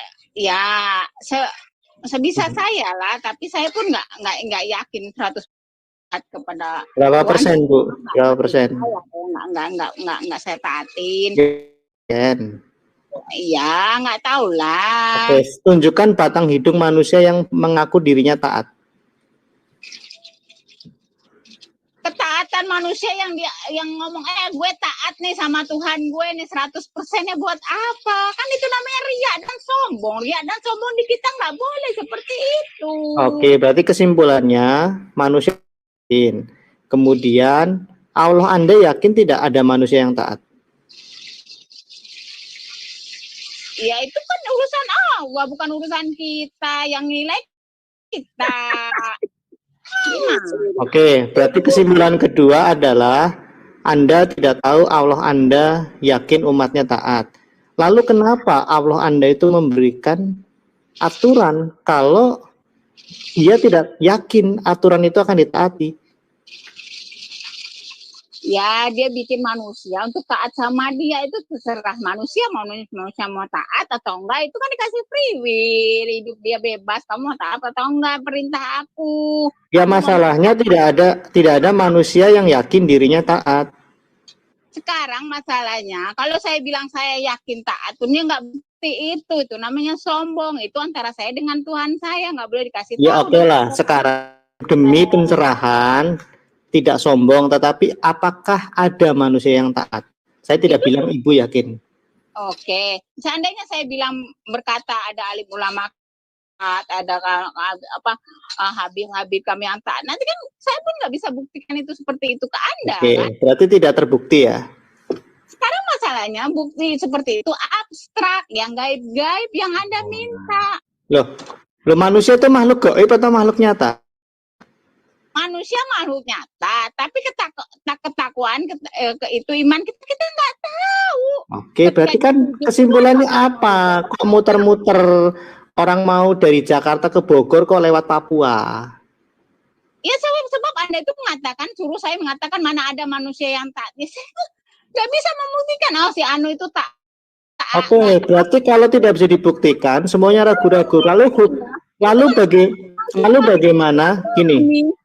Gini Bu, lalu bagaimana hukum itu jika hukum itu tidak bisa ditaati? 100. Ya disitulah. Apa? Karena kita ya kalau kita mau bisa taat ya taat. Kita suruh ngaji, kita suruh sholat, kita yang wajib. Ibu sudah ngaji, Ibu ngaji 100%, sholat 100% enggak? Anda minta ini kenapa 100%? Saya nggak bisa ngomong 100%. Anda berarti Ibu tidak gini. Yang mana? Masalahnya kata Ibu tadi, Allah Anda itu menurunkan, Anda kurang ajar sekali, hukum ada 10 aturan kok Anda tidak lakukan, itu namanya kutu kupret, kurang ajar. Ya kurang ajarnya di mana? Anda tidak melakukan semua hukum Allah. Ya hukumnya kita kerjakan, namanya juga manusia diberi ada yang namanya nafsu, ada yang namanya akal. Loh iya, kalau gini Bu, saya seorang guru. Anda mengatakan orang semua muslim itu harus 100% taat kepada Allah, ya kita juga nggak bisa. Logikanya begini, saya Bu. Gini Bu. Selalu mengatakan di sana dosa kalian sudah ditebus sama yang ya, ada. Oke, saya jelaskan. Sabar ya. Saya bertanya juga seperti Anda kepada Anda yang berdosa itu kemana? Kalian juga bingung jawab kemana? Sayang. Ya oke, jawab gini. Bu, ya oke. Minum kopinya dulu. Jadi gini. Hanya polisi gila yang membuat peraturan untuk dilanggar. Kalau ada anggota DPR membuat peraturan, tolong langgar. Misalnya begini, Ibu Yuni dengan suami Bu Yuni. Misalnya namanya Pak Yono. Yun, istriku, iya Pak. Kita punya anak yuk, ayo. Oke, lalu Ibu hamil. Terus, Mah, iya Pak. Nanti kalau kita punya anak, kita bikin aturan di rumah ya. Oke Pak, bagus. Oke. Tapi kita siapkan penjara juga. Karena saya yakin anak saya melanggar. Oh, dasar papa geblek. Nah, jadi hanya papa geblek yang membuat peraturan untuk dilanggar. Setiap orang tua ingin peraturan itu dilakukan sepenuhnya. Betul? Betul. Lalu pertanyaannya, kenapa anak yang kurang ajar tidak mau melakukan semua peraturan orang tuanya? Ya, untuk itulah Allah menunjukkan kepada manusia, hai manusia, Allah kami ya Bu ya, semua orang sudah berdosa. Tetapi karena itu besar, akan ada manusia yang membuktikan bahwa ketaatan itu bisa 100%, yaitu manusia Yesus Kristus. Itulah inti dari juru selamat kami Yesus Kristus, membuktikan bahwa dia bisa taat pada seluruh ujian. Kami umatnya diminta untuk mengikutinya. Jadi jelas Bu ya, Tuhan kami memberikan hukum itu untuk dilakukan sepenuhnya. Karena kalau tidak, sudah sayangku, silahkan yang lain. Oh, belum, saya tanggapi dulu. Tadi nggak bisa jawab kok. Anda nggak bisa jawab. Jawab. Nanti dulu dengar. Nih, nggak bisa, sudah skakmat. Saya tanya ke Anda, apakah selama Anda di itu lampu merah itu terpajang di sana orang yang melanggar lampu merah? Ya makanya tadi saya analogikan dengan papa goblok dengan ibu waras. Papa goblok akan bilang ke istrinya, Mah, kalau kita punya anak, siapkan aturannya, siapkan penjaranya. Bukan langsung dikasih bapak gobloknya juga pun tahu kalau anaknya itu satu ketika dia akan melakukan dia jadinya dikasih peraturan enak jangan keluar kalau pasti digaplok itu ya berarti makanya kita ini anak-anak yang goblok nggak bisa keluar itu namanya bapak goblok namanya Nah, iya, makanya kita jangan jadi anak goblok kalau ditanya, "Nak, kamu taat enggak?" Tidak taat, tidak yakin. Nah, perasaan tadi ada yang ngomong kayak gitu deh, tidak yakin. Itu ciri-ciri anak yang... Kalau kami anak-anak yang pintar, karena kami sudah punya teladan, yaitu Kalau kalian dibilang anak-anak pinter, hah? Kalian udah merasakan bisa apa? Karena kami punya teladan yang pintar. Untuk itu lakukan. Ada juga kalian melanggar juga peraturan Bapak Goblok itu. Kok jadi bawa-bawa kami sih? Tadi Anda yang tidak yakin, kalau kami yakin. Coba sekarang orang Kristen di sini, yakin tidak kita ini anak-anak pintar? Jawab. Yakin, tapi apakah yakin itu nggak pernah melakukan kesalahan? Bohong. Bu, baca di 1 Yohanes 5 ayat 19. Saya lupa ya, 1 Yohanes 3 ayat 19 ya. Saya akan tunjukkan kepada Ibu. Kalau Anda merasa yakin Anda yang pintar dan nggak pernah melakukan kesalahan, itu pembohong. Enggak dong, kan ada penjamin kami, pembela kami, imam kami. Kalian tetap juga melakukan dosa, nggak kata kalian itu orang yang baik. Yang tidak melakukan dosa adalah roh kami. Jadi penebusan Yesus Kristus itu penebusan kepada roh. Melakukan dosa tubuh badan kalian, kata roh pula yang melakukan dosa. Bu Yuni, sekarang kalau Ibu tanya ke orang Kristen itu sakti-sakti. Bentar, Bro. Orang Kristen sakti-sakti apa-apa. Macam mana bisa dikalahkan? Ada dua Muslim yang perlu. Oke. Sama-sama melakukan dosa. Sekarang, kalian sekarang coba. Itu nggak pernah melakukan dosa. Kita gini aja Bu, kita ke arah Matius 5:29 coba. Apa sih ini? Adam. Iya, sekarang gini loh. Coba kamu kan siswa baru, Bro. Kamu siswa baru. Iya, pertanyaan yang tadi Bu Yuni nggak bisa jawab, kamu bisa jawab nggak, Bro Adam? Bisa. Oke, bisa ya. Bu Yuni sudah lulus. Oke, sebentar. Bu Yuni tutup mic karena Bu Yuni sudah lulus. Nggak lulus, tadi nggak bisa jawab, Bro. Jangan mengklaim tidak lulus. Ya, bisa. Tidak lulus kan? Oke, sekarang saya tanya ke kamu lagi, Pak Adam. Bapak yakin diri Anda selamat? Enggak, Bu Yuni lulus. Bu Yuni lulus. Ya udah, sekarang kamu contoh Bu Yuni yang lulus. Nah, berarti Bu Yuni lulus ya? Ya, Ibu Yuni lulus karena dikatrol. Ya. Apapun itu, tapi Bu Yuni lulus. Oke, anakku sayang, Bu Yuni lulus. Ini ahli kitab mau nanya ke murid. Pak Adam, Anda yakin sudah selamat? Iya, mana ahli kitab? Ya. Pak Adam yang profilnya gambar pohon, Anda yakin diri Anda selamat? Selamat. Oke. Yakin dari mana? Kalian berdua debat. Astaga. Ini lawak ini. Ini suaranya lucu gitu. Aduh. Lah, nggak jadi. Biarin saja Bu Yuni. Bu Yuni sudah lulus. Yang belum lulus. Bu Yuni itu mempertanyakan, Anda yakin mana sih Anda? Anda jawab pertanyaan Bu Yuni. Gini Bu Yuni nanti remedi lagi.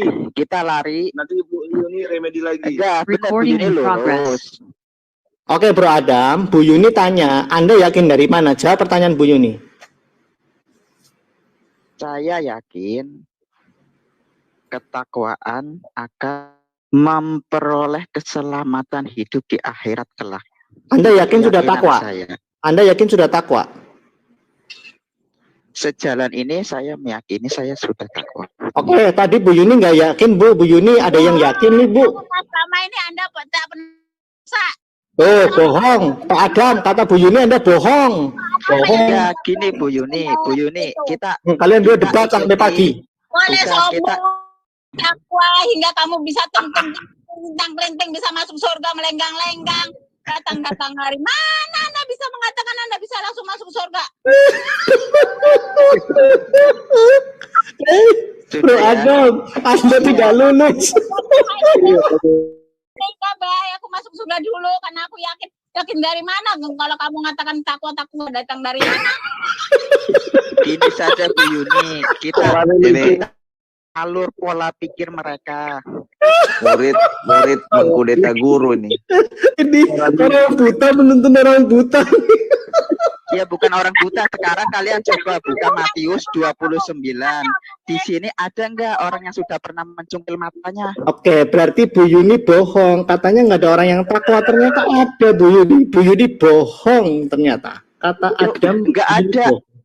Bu Yuni nggak ada narasi yang seperti itu.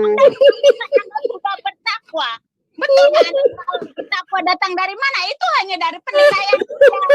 Tapi Tuhan tidak sampingnya bertakwa tak belum. Kesombongan sekarang ini. Anda yang mengatakan Anda sudah bertakwa apa? Setuju. Ya.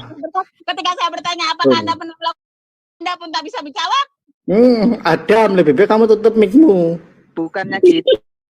Dulu apa maunya si Kristen ini kan gitu. Karena pola pikirnya itu pola pikirnya kan sebenarnya gini, ada Allah menurunkan aturan yang diikuti oleh setiap manusia yang beriman kan seperti itu. Anda mengikuti tidak?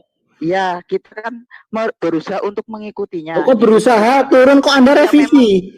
Iya, bukan Anda revisi. Itu. Sekarang gini. Sejak kapan Anda revisi? Bukan revisi, sekarang analoginya gini, Pak. Oh, nggak usah pakai analogi kok.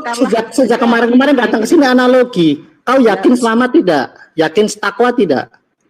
Gini, Pak. Tadi yakin, sekarang berusaha. Gini, Pak.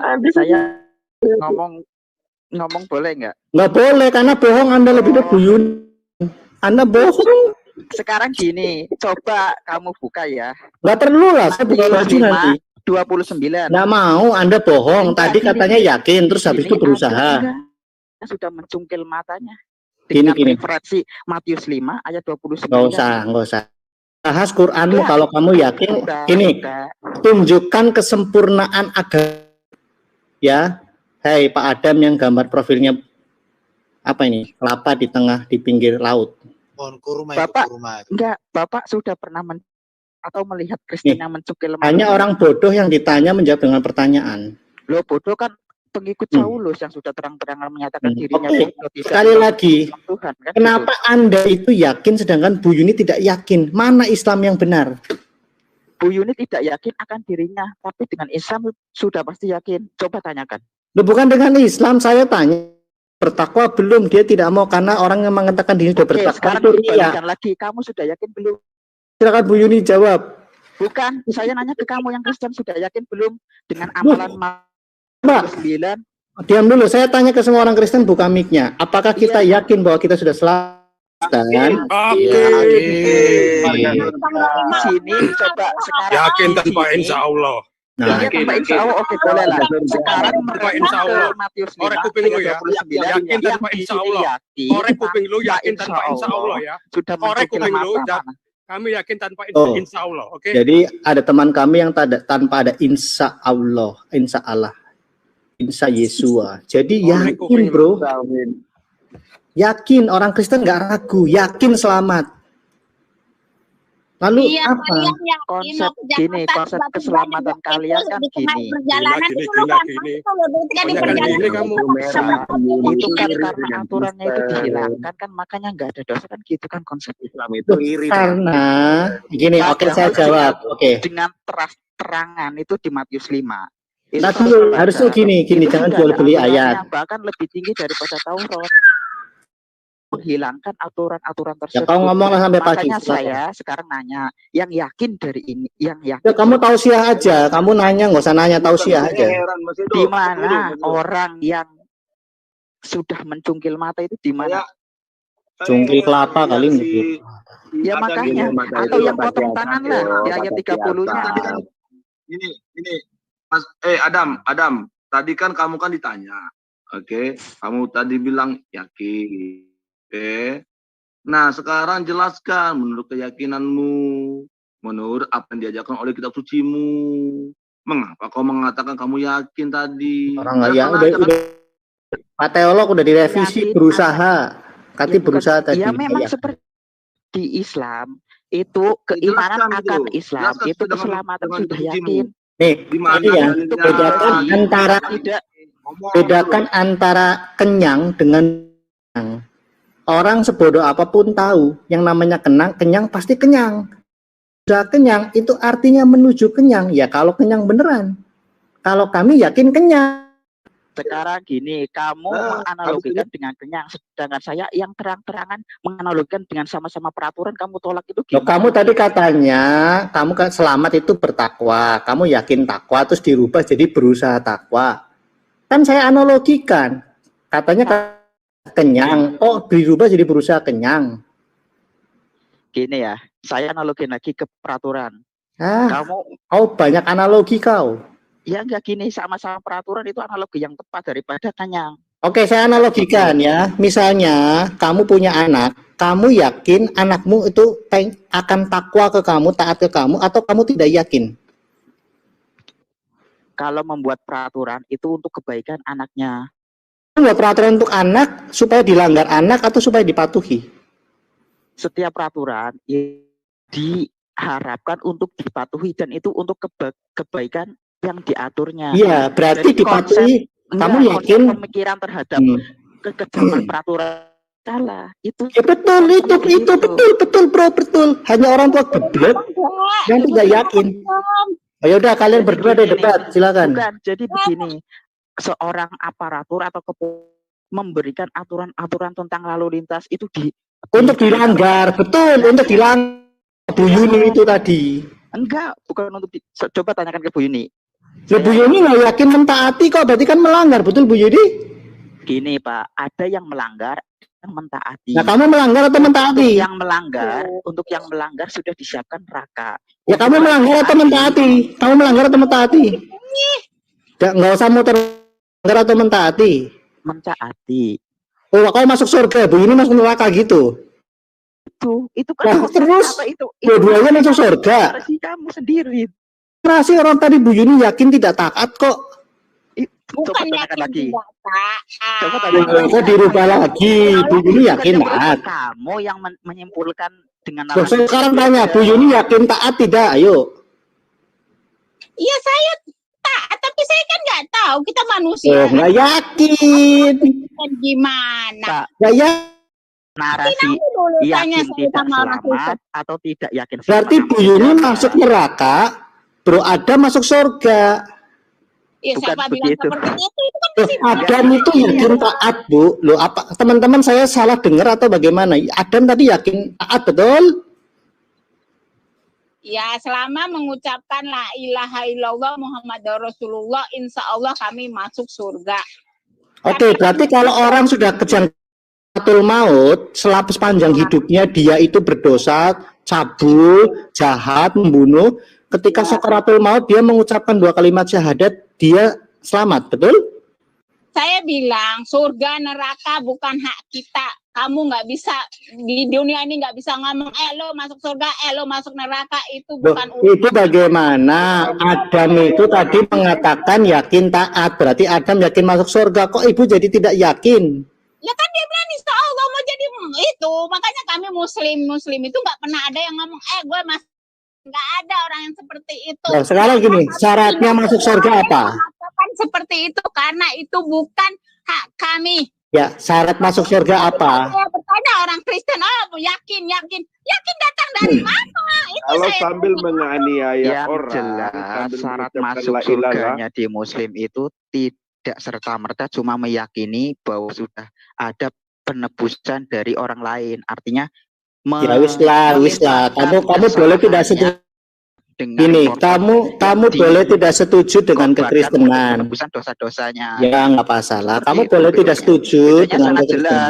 Nggak masalah. Sangat jelas gini. Keselamatan di dalam Islam itu diperoleh dengan jalan takwa atau mengikuti perintah-perintah Allah. Saya jinakan dulu ini. Jadi aturannya dihilangkan, cara menisbatkan kesalahannya kepada orang lain. Dalam hal ini Nabi Isa alaihissalam kan seperti itu. Oke, saya jelaskan ya iman Kristen. Ketika apa? Ya ibu sayangku, silakan ibu ngomong. Kalian berdua ngomong saja, silakan. Kenapa orang Kristen tuh yakin 100% masuk surga? Oh yakin.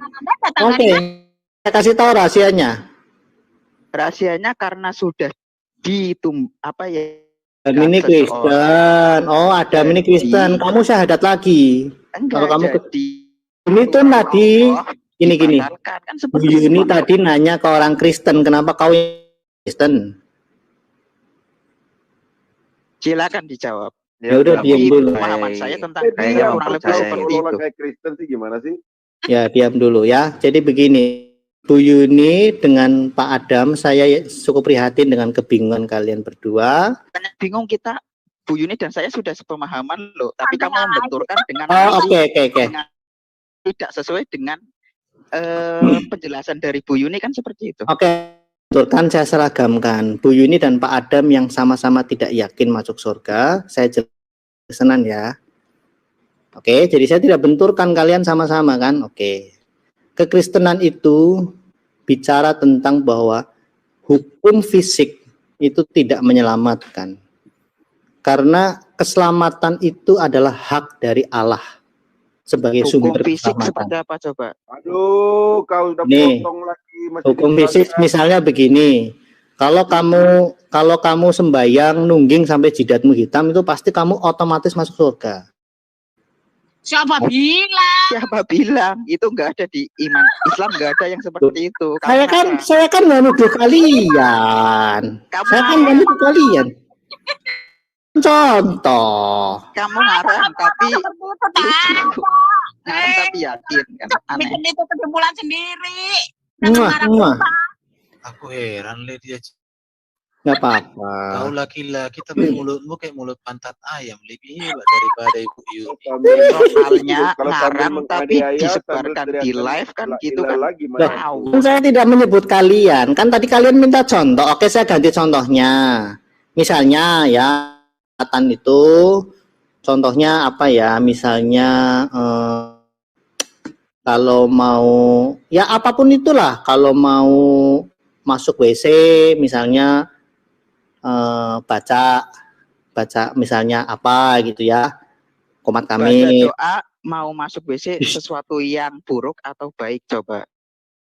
Ini kan kamu minta contoh, saya lagi contoh bukan kamu, ini saya nggak ngomong kamu. Kamu kalau masuk WC memangnya qomat kami. Sesuatu yang baik atau buruk. Ya, oke, kembali ke substansi. Ya dengar dulu. Dengar dulu, Mbak Yuni, ini diam dulu kamu. Soalnya kan saya pernah lihat teman saya itu masuk WC, qomat kamit jaga WC, kau gila kau gitu. Oke, ini kan contoh. Ternyata di jambi-jambi.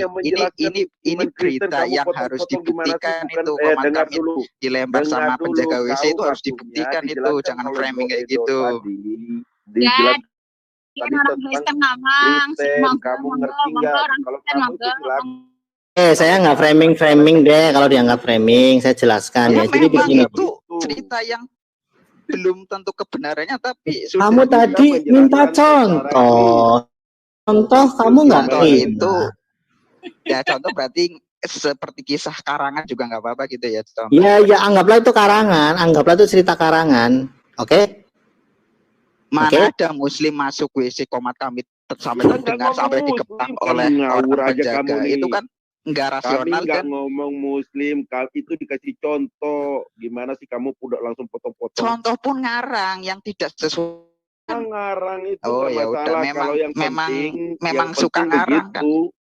Begitu memang yang suka penting ngarang kalau di Kristen kayaknya sih seperti itu. WC qomat kami itu kami enggak Kristen. Kamu gimana sih?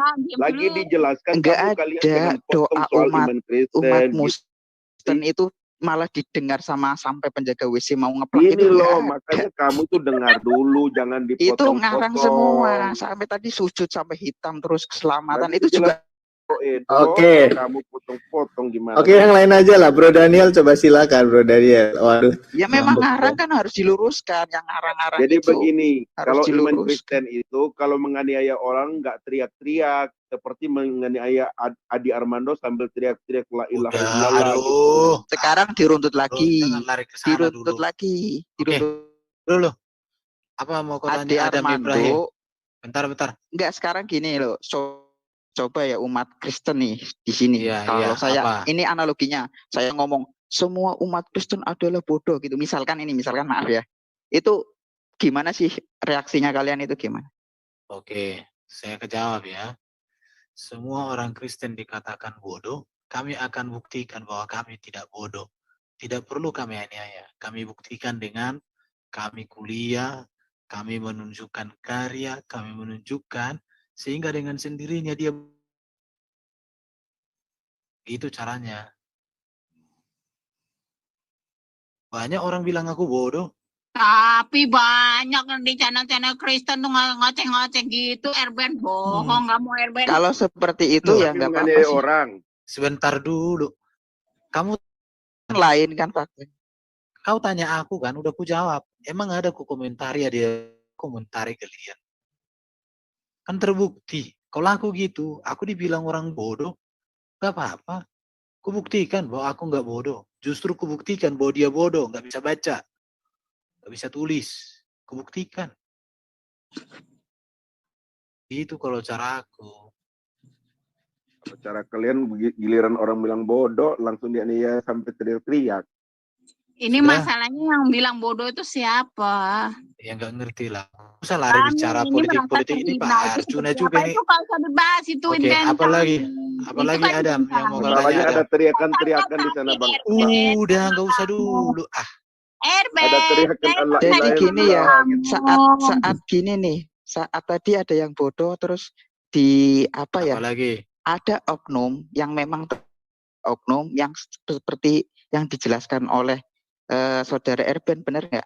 Secara Kristiani loh, apa semua Kristen akan sepemahaman seperti ini? Saya jawab aja singkat ya terkait tentang tadi pertanyaanmu ya.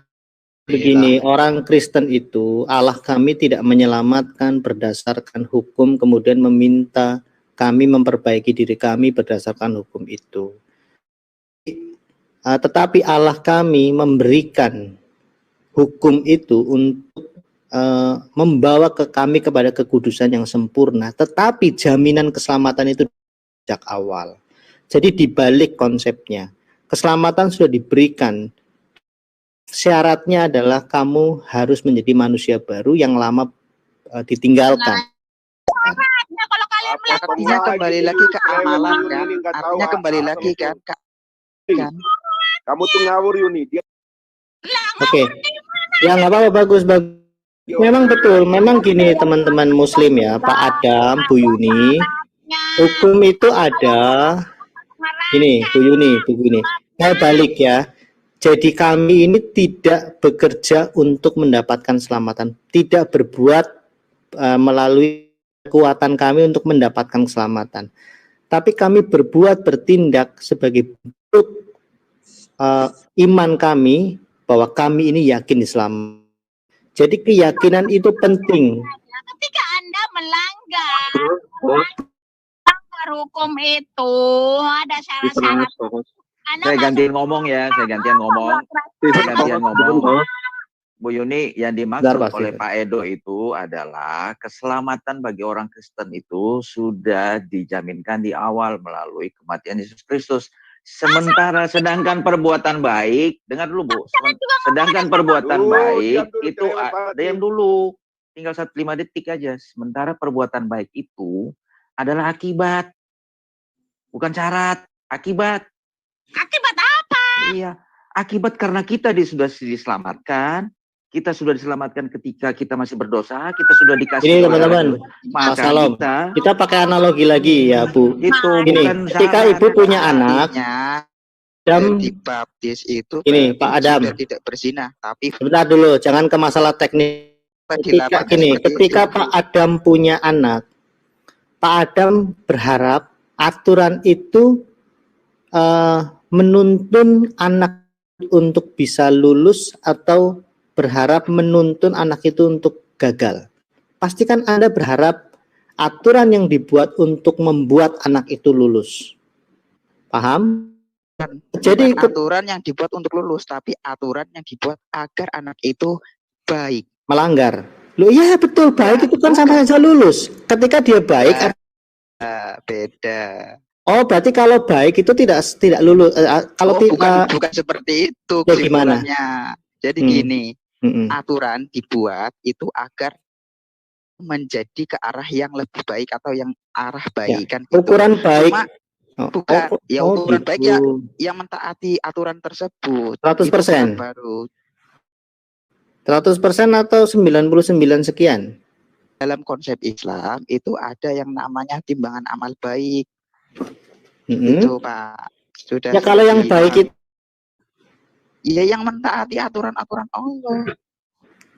Iya, kan tadi ada timbangannya. Bagaimana Anda menghitung timbangan itu? Memperkirakan Anda itu pahalanya lebih banyak. Itu bukan ditanyakan ke saya. Bagaimana saya? Bukan saya. Oke, Anda punya keyakinan bahwa timbangan Anda itu akan. Sebentar Pak Arjuna, nggak apa-apa Pak. Saya bisa jinakan. Gini Pak. Ya, berarti sekarang saya tanya ke Bu Yuni dengan Pak Adam. Sebentar Pak Arjuna, jangan dipotong-potong dulu. Izinkan saya membangun ini sebentar. Gini, berarti timbangan ini tidak ada yang bisa menghitung dan itu hak prerogatif Allah. Berarti memang sebagai manusia Anda belum yakin bahwa timbangan itu akan berat di pahalanya. Ini kan namanya bukannya Anda itu menyatakan bahwa sudah, kan belum masalah sudah, tapi enggak diri Anda itu timbangannya akan condong ke yang positif. Semua umat muslim pasti meyakini bahwa atau seadil-adilnya adalah timbangan yang Allah berikan. Itu poin 1. Jadi di situ tidak ada pemahaman muslim yang menyatakan bahwa Allah itu tidak maha adil, atau Allah itu berat sebelah, atau Allah itu pilih kasih, atau Allah itu rasis. Enggak, pertanyaan bukan masalah Allahnya. Anda ketika Anda berbuat sesuatu, apakah Anda punya keyakinan, optimisme bahwa pahala Anda lebih berat daripada dosa Anda? Saya jawab ya, setiap pemahaman seorang muslim itu sudah disandangkan dengan ilmunya. Artinya gini, amalan yang diikuti ilmu itu baik daripada amalan yang tidak diikuti ilmu. Intinya, ilmu itu harus Anda yakin tidak daripada amalan. Jadi konsep secara aktual muslim menjalankan sesuatu itu sudah ada guidance-nya. Artinya itu yang dilarang, itu yang diharamkan, itu yang dibolehkan, itu yang diperintahkan, diwajibkan, itu yang disunahkan, itu sudah ada. Anda diharamkan? Anda sudah tidak melakukan yang semua yang diharamkan? Ya itu kewajiban bagi setiap muslim. Ya Anda sudah atau belum? Jangan bicara orang lain. Anda, dirimu. Iya, selama ini sih saya sudah. Oke. Bu Yuni yakin sudah menjalankan, Bu Yuni? Karena kan Anda mengatakan semua muslim sudah menjalankan. Cuma gini Pak siapa Nabi? Lanjut. Ini iya Bu Yuni, mohon maaf Bu. Jadi sudah ada guidance-nya. Orang yang melakukan ya. Enggak, saya nggak tanya guidance-nya. Anda sebagai anak yang baik sudah mentaati seluruh orang tua Anda berikan? Ya, terus? Sudah. Jadi kita walaupun sudah melakukan nih, katakanlah. Ya, Anda sudah belum, jangan kita, Anda. Iya, sudah melakukan. Katakanlah semuanya. Iya, misalkan gini nih, motong-motong terus. Misalkan ya, kan ada perintah sholat. Katakanlah sholat maghrib gitu ya. Kemudian kita melakukan sholat maghrib gitu kan. Kita itu tidak malah dilarang untuk menyombongkan kita sholat maghrib ini sudah. Ya, Anda punya keyakinan, bukan pengumuman. Saya tidak minta Anda mengumumkan. Kita melaksanakan Allah yang kita yakini bahwa perintah itu adalah baik. Kan Iya, bro. Terus yang jadi masalah apa gitu loh? Saya belum menemukan jawaban. Anda sudah yakin atau belum? Minta Anda mengumumkan mendahului Allah Anda, tidak.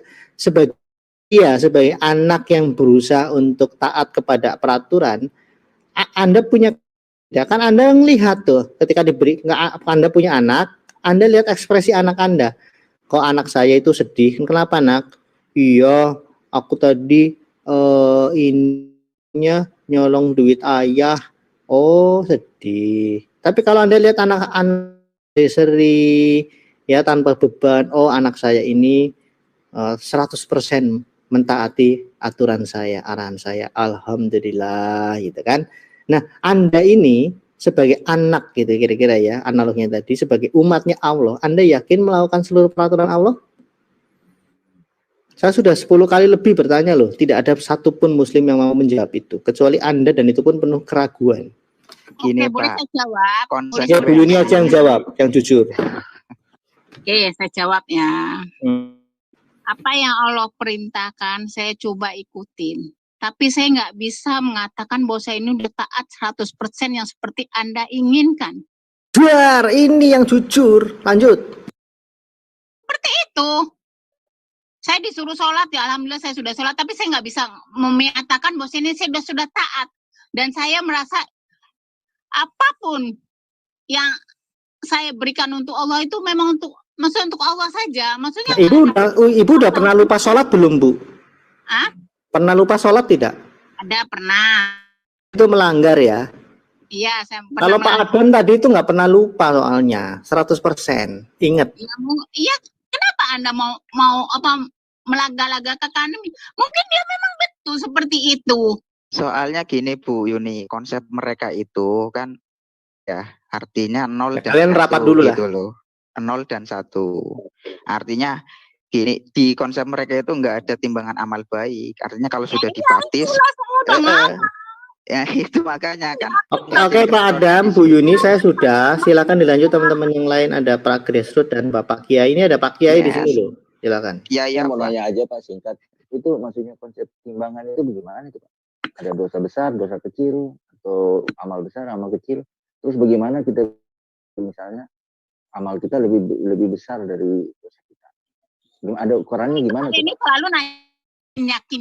Yang penting kami itu sebagai hamba Allah itu udah merasakan apa. Loh, kalau larangannya ada selalu yakin itu ketika saya bertanya ke Anda semua, Anda yakin semua masuk surga? Oh yakin. Yakin atas dasar apa? Ya, saya kan karena dosa sudah ditebus. Sekarang kalian udah bilang sekarang udah dosa ditebus. Coba jawab aja Bu pertanyaan. Nanti dulu saya ini waktu saya. Oke. Ketika belum Anda selesai tadi Bu. Semua udah ditebus. Saya selalu ngomong sama orang Kristen, udah kalau begitu kalian buat jahat aja, ngapain buat baik? Ngapain itu kalian kan katanya Ibu, itu kan pahala asumsinya Ibu. Itu kan asumsinya Ibu, realitasnya nggak begitu. Jahat aja, kasih kamu anak kamu pistol nih nak, pistol bunuh anak orang. Nah, itu Ibu Yuni. Habis ini saya nanya ya, gantian ya. Kalau salah mengerti Kristen, kalau salah mengerti yang seperti Ibu Yuni bilang, ini pistol. Itu seperti itu karena kalian sudah yakin. Ketika saya tanya datang dari mana, Anda sendiri nggak bisa jawab. Oke, ketika Anda sudah siapa bilang? Kami semua tadi bilang yakin, semua kompak. Jadi ibu aja yang salah mengerti. Sekarang Anda melakukan dosa. Sekarang ketika saya tanya Anda mau masuk kemana, juga bingung mau masuk kemana. Boleh menjelaskan. Yuna. Saya mau nanya itu belum dijawab. Ibu Yuni, tolong diam ya. Saya Arjuna. menjelaskan soal kekristenan. Gitu. Pak Arjuna, jawaban saya tadi saya belum dijawab tuh sama siapa ini Pak. Kebetulan Pak Arjuna raise hand dulu. Pak Salam sudah selesai belum Pak? Belum ada jawabannya. Saya ingin tanya. Kan tadi tuh Pak siapa tadi? Aden itu ya. Adam bilang ada konsep apa itu? Timbangan. Nah, pertanyaan saya itu gimana itu maksudnya konsep timbangan? Coba jelaskan. Yang dimaksud dosa besar, dosa kecil, pahala besar, pahala kecil. Bisa tahu kalau kita, karena saya pingin kalau masuk surga itu harus yakin. Saya nggak mau pertaruhkan hidup saya. Kalau dengan hal-hal yang tidak saya harus yakin. Makanya saya pilih Kristen. Kenapa saya harus yakin? Ada keselamatan. Itu kalau ada yang lebih meyakinkan dari Kristen, kalau ada yang lebih meyakinkan, saya ikut. Ya, oke. Itu maksud saya tanya. Apa Anda bisa masuk surga ketika Anda melakukan banyak dosa? Anda bisa masuk surga juga, Pak? Saya yakin 100%. Logika, Pak. Yakin 100%. Dan ada contohnya. Ada contohnya. Manusia melakukan dosa yang banyak juga masuk surga. Di mana logikanya, Pak? Nggak akan ada ketemu logikanya. Saya jelaskan nih, Bang. Yang ini jawab dulu pertanyaan saya aja, jawab saja pertanyaan saya, jangan balik ke Kristen. Coba tolong atau Pak Adam jawab. Apa? Anda Ibu Yuni, kalau Ibu Yuni kami ada kena timbangan, apalagi bukan di sini, bukan di dunia nih Pak.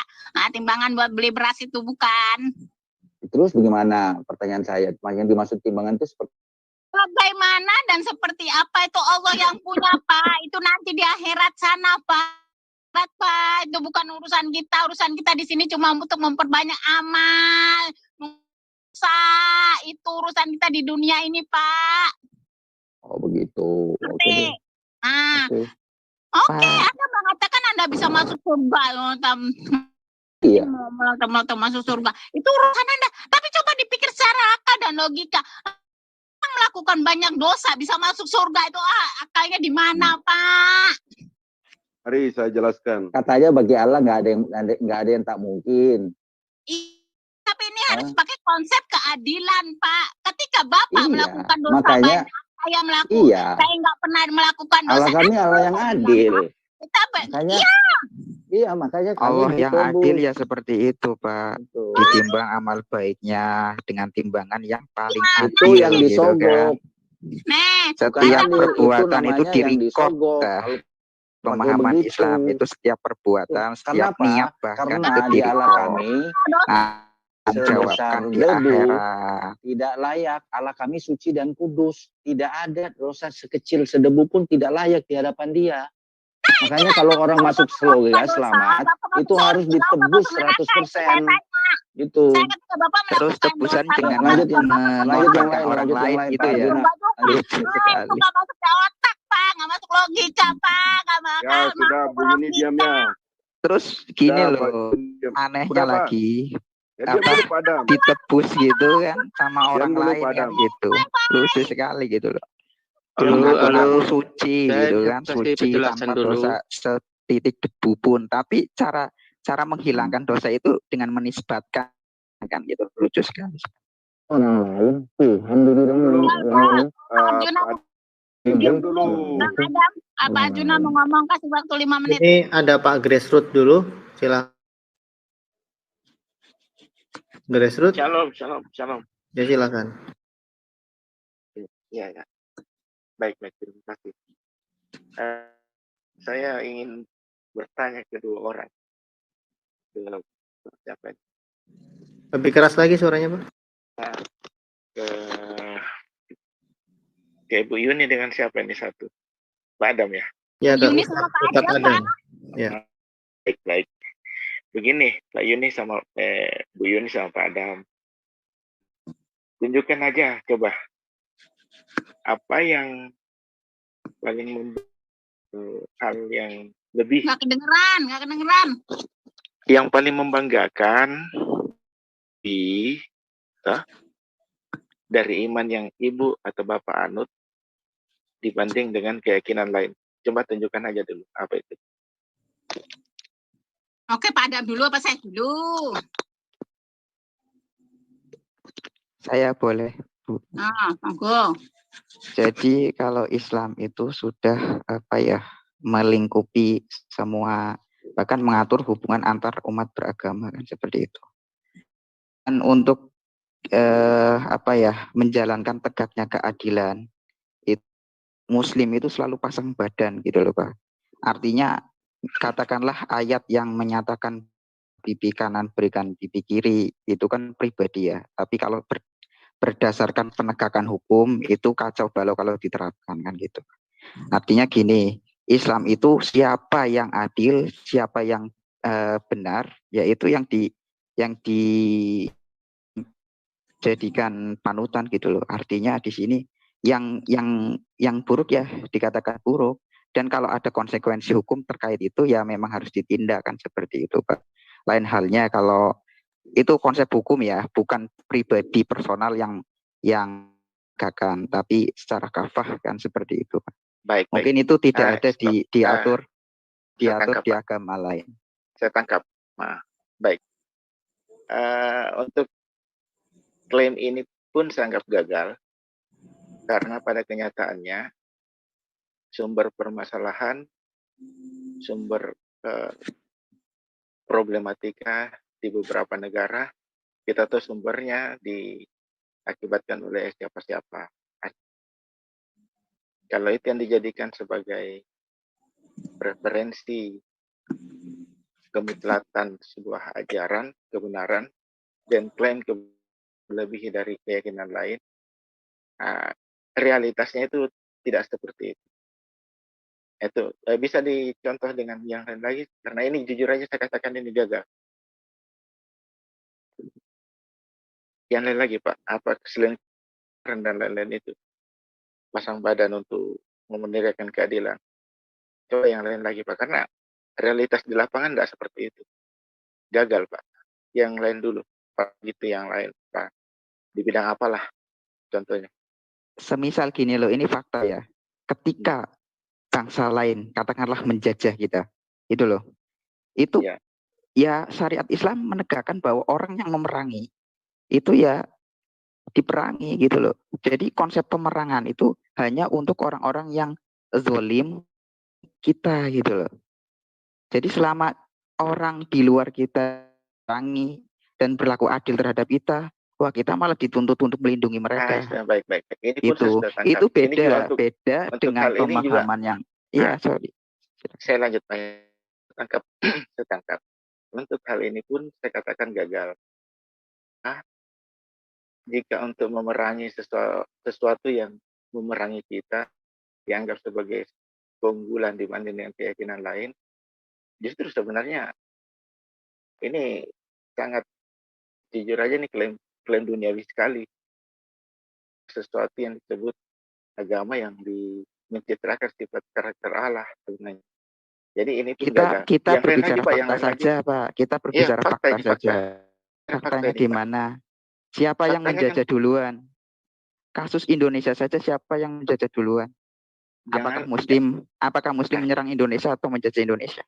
Kan enggak. Nanti saya jelaskan sama kamu sejarah Indonesia ya. Ini silakan lanjut dulu. Saya jangan main konsep idealis kan gitu. Iya. Kita bicara realistis saja. Realisasinya itu enggak ada yang seperti itu. Itu malah melemahkan kebenaran, malah melemahkan kebenaran. Katakanlah orang yang merampok itu malah dikasih harta. Nah, itu kan enggak malah dilindungi kan sampai seperti itu kan. Konsep individual, tapi kalau berbicara hukum, nah itu kan malah tidak merujuk kebaikan kan seperti itu. Saya berbicara itu fakta. Enggak ke situ, itu konsep umum duniawi itu Pak. Konsep umum duniawi itu bukan konsep yang tidak duniawi seperti apa Pak? Coba diterangkan secara detail dari awal. Jenengan nerangkan itu masih traktif, enggak jelas. Real aplikasinya di lapangan seperti apa itu enggak jelas. Begini. Pak, sementara Pak Grassroot, habis saya nanti Bapak ya. Tapi saya ingin menjelaskan. Lihat ini. Kerajaan Hindu-Buddha tahun 400 sampai 1635. Kerajaan yang paling terakhir itu Majapahit. Kemudian kerajaan Islam dari tahun 800 sampai 1600. Ya. Jadi kerajaan Islam yang menaklukkan kerajaan Majapahit adalah, kamu nggak pernah belajar sejarah ini. Ini kerajaan Islam ini yang menaklukkan kerajaan Majapahit. Kerajaan Kristen itu ada di Indonesia Timur tahun 515 1942. Ya. Baru masuknya penjajah ke Indonesia itu tahun 1512 1949. Catatan sejarah, Belanda tidak pernah berperang dengan Majapahit. Karena ketika Belanda masuk ke Indonesia, Majapahit sudah luluh lantak, nggak ada lagi. Bahkan banyak kerajaannya itu, istana-istananya itu terkubur. Kenapa terkubur? Kau pikirkan sendiri. Nanti kalau aku sebutkan, kau sakit hati, banyak cerita. Waktu. Enggak. Nanti dulu. Nanti saya mute Nanti orang masih dijelaskan kau yang putus kok. Oke, perhatikan ini. Kristen masuk ke Indonesia tahun berapa? Agama Kristen pertama kali masuk ke Indonesia tahun 645 Masehi melalui gereja Tibur Assyria di daerah Pancur, yang sekarang disebut daerah Deli Serdang serta daerah Barus, yang sekarang merupakan daerah Tapanuli Tengah, yang keduanya berada di wilayah Sumatera Utara. Sedangkan Islam itu baru kemudian datang. Kalian tapi sok bicara sejarah. Lihat ini. Pak Erben, saya nanya boleh? Enggak, ini masuknya penjajah ke sini. Dengar dulu kau ini. Dengar dulu. Lihat ya, ini kerajaan Majapahit. Ini kerajaan apa? Ini kerajaan Islam. Baru tahun 800 ke Indonesia. Kesultanan Demak itu 19. Kesultanan Demak lah yang menghabiskan kerajaan Majapahit, biar tahu kau. Ya, Jadi nggak bisa, ini kerajaan Kristen. Oke, sedangkan Inggris, Portugis masuk 1500 bro. VOC itu bukan negara, itu kamar dagang. Iya, Tidak. yang masuk yang menjajah Indonesia itu membawa Bible atau membawa Al-Quran? Yang dengar kau. Bibel lagi. Sebelum ini. Ya memang Bible, bukan Alkitab. Alkitab itu aja. Kamu itu ngawur. Itu kau kami diajar udah kau. Emang yang nyebarkan diam Kristen dulu. di Indonesia Bentar. Arab. Kan Dengarin ya. Ini tahun 605 sudah ada gereja di Indonesia. Islam baru tahun ini 800. Siapa lebih dulu? Kau lihat dulu dong. Jadi bicara itu data. Belanda ke Indonesia, ini POC, ini Hindia Belanda itu murni politik negara. Karena di Belanda negara dan agama dipisah. Tidak seperti di Islam Arab sana. Hukum negara, hukum agama. Itu harus kamu tahu. Mengerti ya? Mengerti enggak? Jadi Belanda datang ke Indonesia itu bukan atas nama agama. Itu atas nama politik. Baru catatan yang harus kamu renungkan. Aku sampaikan sekarang. Itu glory gospel itu bahasa Inggris. Bahasa Belanda bukan kayak gitu. Tanya aja kau udah kacau kau. Lihat ya, Hindia Belanda datang ke Indonesia. Bendungan, jalan raya, rel kereta api, pabrik. Bahkan sampai sekarang ini ada banyak pabrik yang dibangun Belanda. Saya tanya sekarang sama kau, apa yang dibangun Arab di Indonesia? Pabrik obat kuat. Jawab ini, apa yang dibangun orang Arab di Indonesia? Biar ereksi 70 tahun di surga. Jadi bersama dari berdada montok. Kalau. Jadi gini ya, aku heran lihat kalian. Kan kalian pikir kita ini orang bodoh. Kalau nggak ada. Enggak Pak, itu memang sejarah kan di sekolah-sekolah kurikulum Indonesia. Di brainwash bahwa Indonesia itu dijajah oleh Belanda selama 350 tahun. Jadi mereka itu seperti burung beo. Tapi sejarah itu diputar balikan. Kali sejarah yang tidak dibukakan atas Indonesia. Jadi lihat saudara Adam ini. Kau belajar sejarah lagi deh. Jadi kau itu jujur aja ya. Kalau bisa bongkar-bongkar katanya. Aku sikat sehari aku bikin. Jengkel juga aku. Udah ngerti kau ya sejarah. Ini lihat ini 800. Ini tahun 600. Kerajaan Demak itu dihabisi. Siapa ngabisin? Ini kerajaan Majapahit habis. Makanya pertanyaan besar. Sebentar ya. Sampai hari ini pertanyaan besar yang harus Adam pikirkan. Kenapa sih saja peninggalan Raja Majapahit itu semua hancur di bawah tanah? Apa ada peristiwa alam yang pernah terjadi di Indonesia sehingga terjadi bisa dikubur itu? Tidak. Kenapa bisa? Nanti kalau aku bilang nanti channel Dia Lestari mengatakan dan itu begitu banyak darah, banyak orang mati. Saking banyaknya ya sudahlah dikuburkan sekalian. Kau heran juga kulit kau. Termasuk juga buku-buku dan kitab-kitab. Baru Indonesia itu kapan ada Indonesia? 1908 pertama kali kan pendudukan Jepang di sini. Jadi siapa yang menjajah Indonesia? Aku kadang heran lihat sejarah ini. Cuman udah deh, cukup. Oke, Pak Erben, bagus sekali. Silakan Pak Grassroot lanjutkan. Kalau selesai nanti setelah itu Pak Arjuna. Saya lanjut lagi. Mantap. Begini, kita kan gini Pak Adam dengan Bu Yuni. Bu Yuni. Akhirnya kita sepakat bahwa sebenarnya gini, keberadaan kita di sini kan karena kecintaan sebenarnya. Kita mencintai ibu, ibu mencintai kita, ibu mencintai agama yang dia mencintai, dan kita menerangkan untuk bagaimana kita menjelaskan yang mana sih yang benar ini, karena kasihan kalau hari ini sih kita tidak ada masalah, cuman kehidupan kekal kita yang kita harus pertanyakan karena ini bersifat esensial sebenarnya. Nah, saya lanjut. Sudah 2 kali saya mengatakan di channel ini, apabila standar Tuhan yang kita bangga adalah standar Tuhan berdasarkan karakter manusiawi, sebenarnya itu sangat gagal total, Ibu, Bapak, Pak Ada. Kenapa begitu? Jika standar Tuhan ada ketaatan menjalankan perintah dan ketaatan untuk tidak menjalankan, untuk tidak melaksanakan larangannya, itu standar manusiawi, di mana manusia juga bisa membuat robot-robot artificial intelligence sehingga memprogramnya untuk menjalankan perintah-perintahnya, bahkan tidak melaksanakan larangannya, karena memang tidak ada program seperti itu. Standar seperti ini bukan dibuat oleh seorang supranatural atau subjek ilahi di dalamnya. Tidak ada karakter-karakter standar seperti itu. Saya katakan, jika hal ini jadi standarnya, manusia yang Ibu yakini, yang Pak Adam yakini, saya yakin itu standarnya sangat rendah. Apa? Itu standar hamba. Memang hamba ya seperti itu disetting untuk menjadi hamba, tidak lebih dari seperti robot. Sedangkan Tuhan menciptakan gambar dan citranya. Manusia memperoleh harkat martabat dengan kehendak bebasnya yang luar biasa. Pertanyaan saya, apakah Allah dalam kekristenan gagal membuat seperti itu?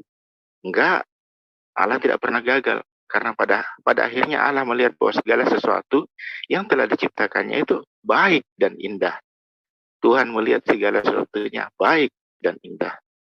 Itulah sebabnya setiap kegagalan yang dilakukan tidak pernah gagal. Setiap kegagalan akan berakhir dengan kebaikan. Pelanggaran-pelanggaran ketika manusia jatuh ke dalam dosa, itu adalah cara Allah untuk menunjukkan bahwa dia betul-betul Allah yang sebenarnya. Allah yang tidak membiarkan terus jatuh. Allah yang memberikan solusi. Terima kasih, sudah di-open ya. Dari tadi itu nggak bisa mengcounter atau menegasikan semua penjelasan yang disampaikan. Iya, kau boleh orang menjelaskan. Iya, terima kasih kan ini waktunya sudah bisa kan. Ya Pak Adam, sedikit lagi ya supaya Pak Grassroots menyelesaikan. Terus tadi narasinya. Jangan dulu potong. Sebentar, izinkan mute lagi. Pak Adam sebentar. Gini. Dengarkan banyak. Nanti Anda boleh bicara sampai pagi juga nggak apa-apa. Izinkan Pak Grassroots menyelesaikan argumennya supaya Anda dapat poinnya. Silakan Pak Grassroots. Setelah itu Pak Adam sepuas-puasnya. Silakan. Iya, jadi saya lanjut Pak. Terima kasih. Gini Pak Adam, saya mengasihi Bu Yuni. Saya tidak ingin Pak Adam yang masih hidup hari ini, Bu Yuni masih hidup, mengalami hal-hal yang sangat menyakitkan di masa depan. Ini kesempatan untuk mengenal satu-satunya cara untuk kita memperoleh keselamatan itu. Dalam Kristenan itu seperti itu Pak. Jadi dalam Kristenan saya katakan melakukan kebaikan itu oleh, ya bukan karena untuk, tetapi karena sebab. Jadi kami melakukan untuk mendapatkan surga, untuk disebut hamba yang baik, untuk tidak Pak. Karena di kekristenan itu kita memperlakukan segala sesuatunya itu karena sebab telah diselamatkan. Sebab Tuhan lebih dahulu mengasihi kita. Sebab Tuhan lebih dahulu melakukan yang terbaik untuk kita. Jadi itu sebab akibat Pak. Bukan sebagai tujuan atau untuk. Seperti itu Pak Adam. Dengan Bu Yuni. Silakan dilanjut Pak. Silakan Pak Adam. Boleh melanjutkan. Ya, terima kasih. Jadi tadi kita dengar bersama narasi-narasi yang dibangun oleh seorang wanita, nggak tahu kenapa tadi. Itu kan sebenarnya cara hal yang menyakitkan itu kan yaitu terangkum kataannya kan seperti itu. Ya, ke substansi aja Pak.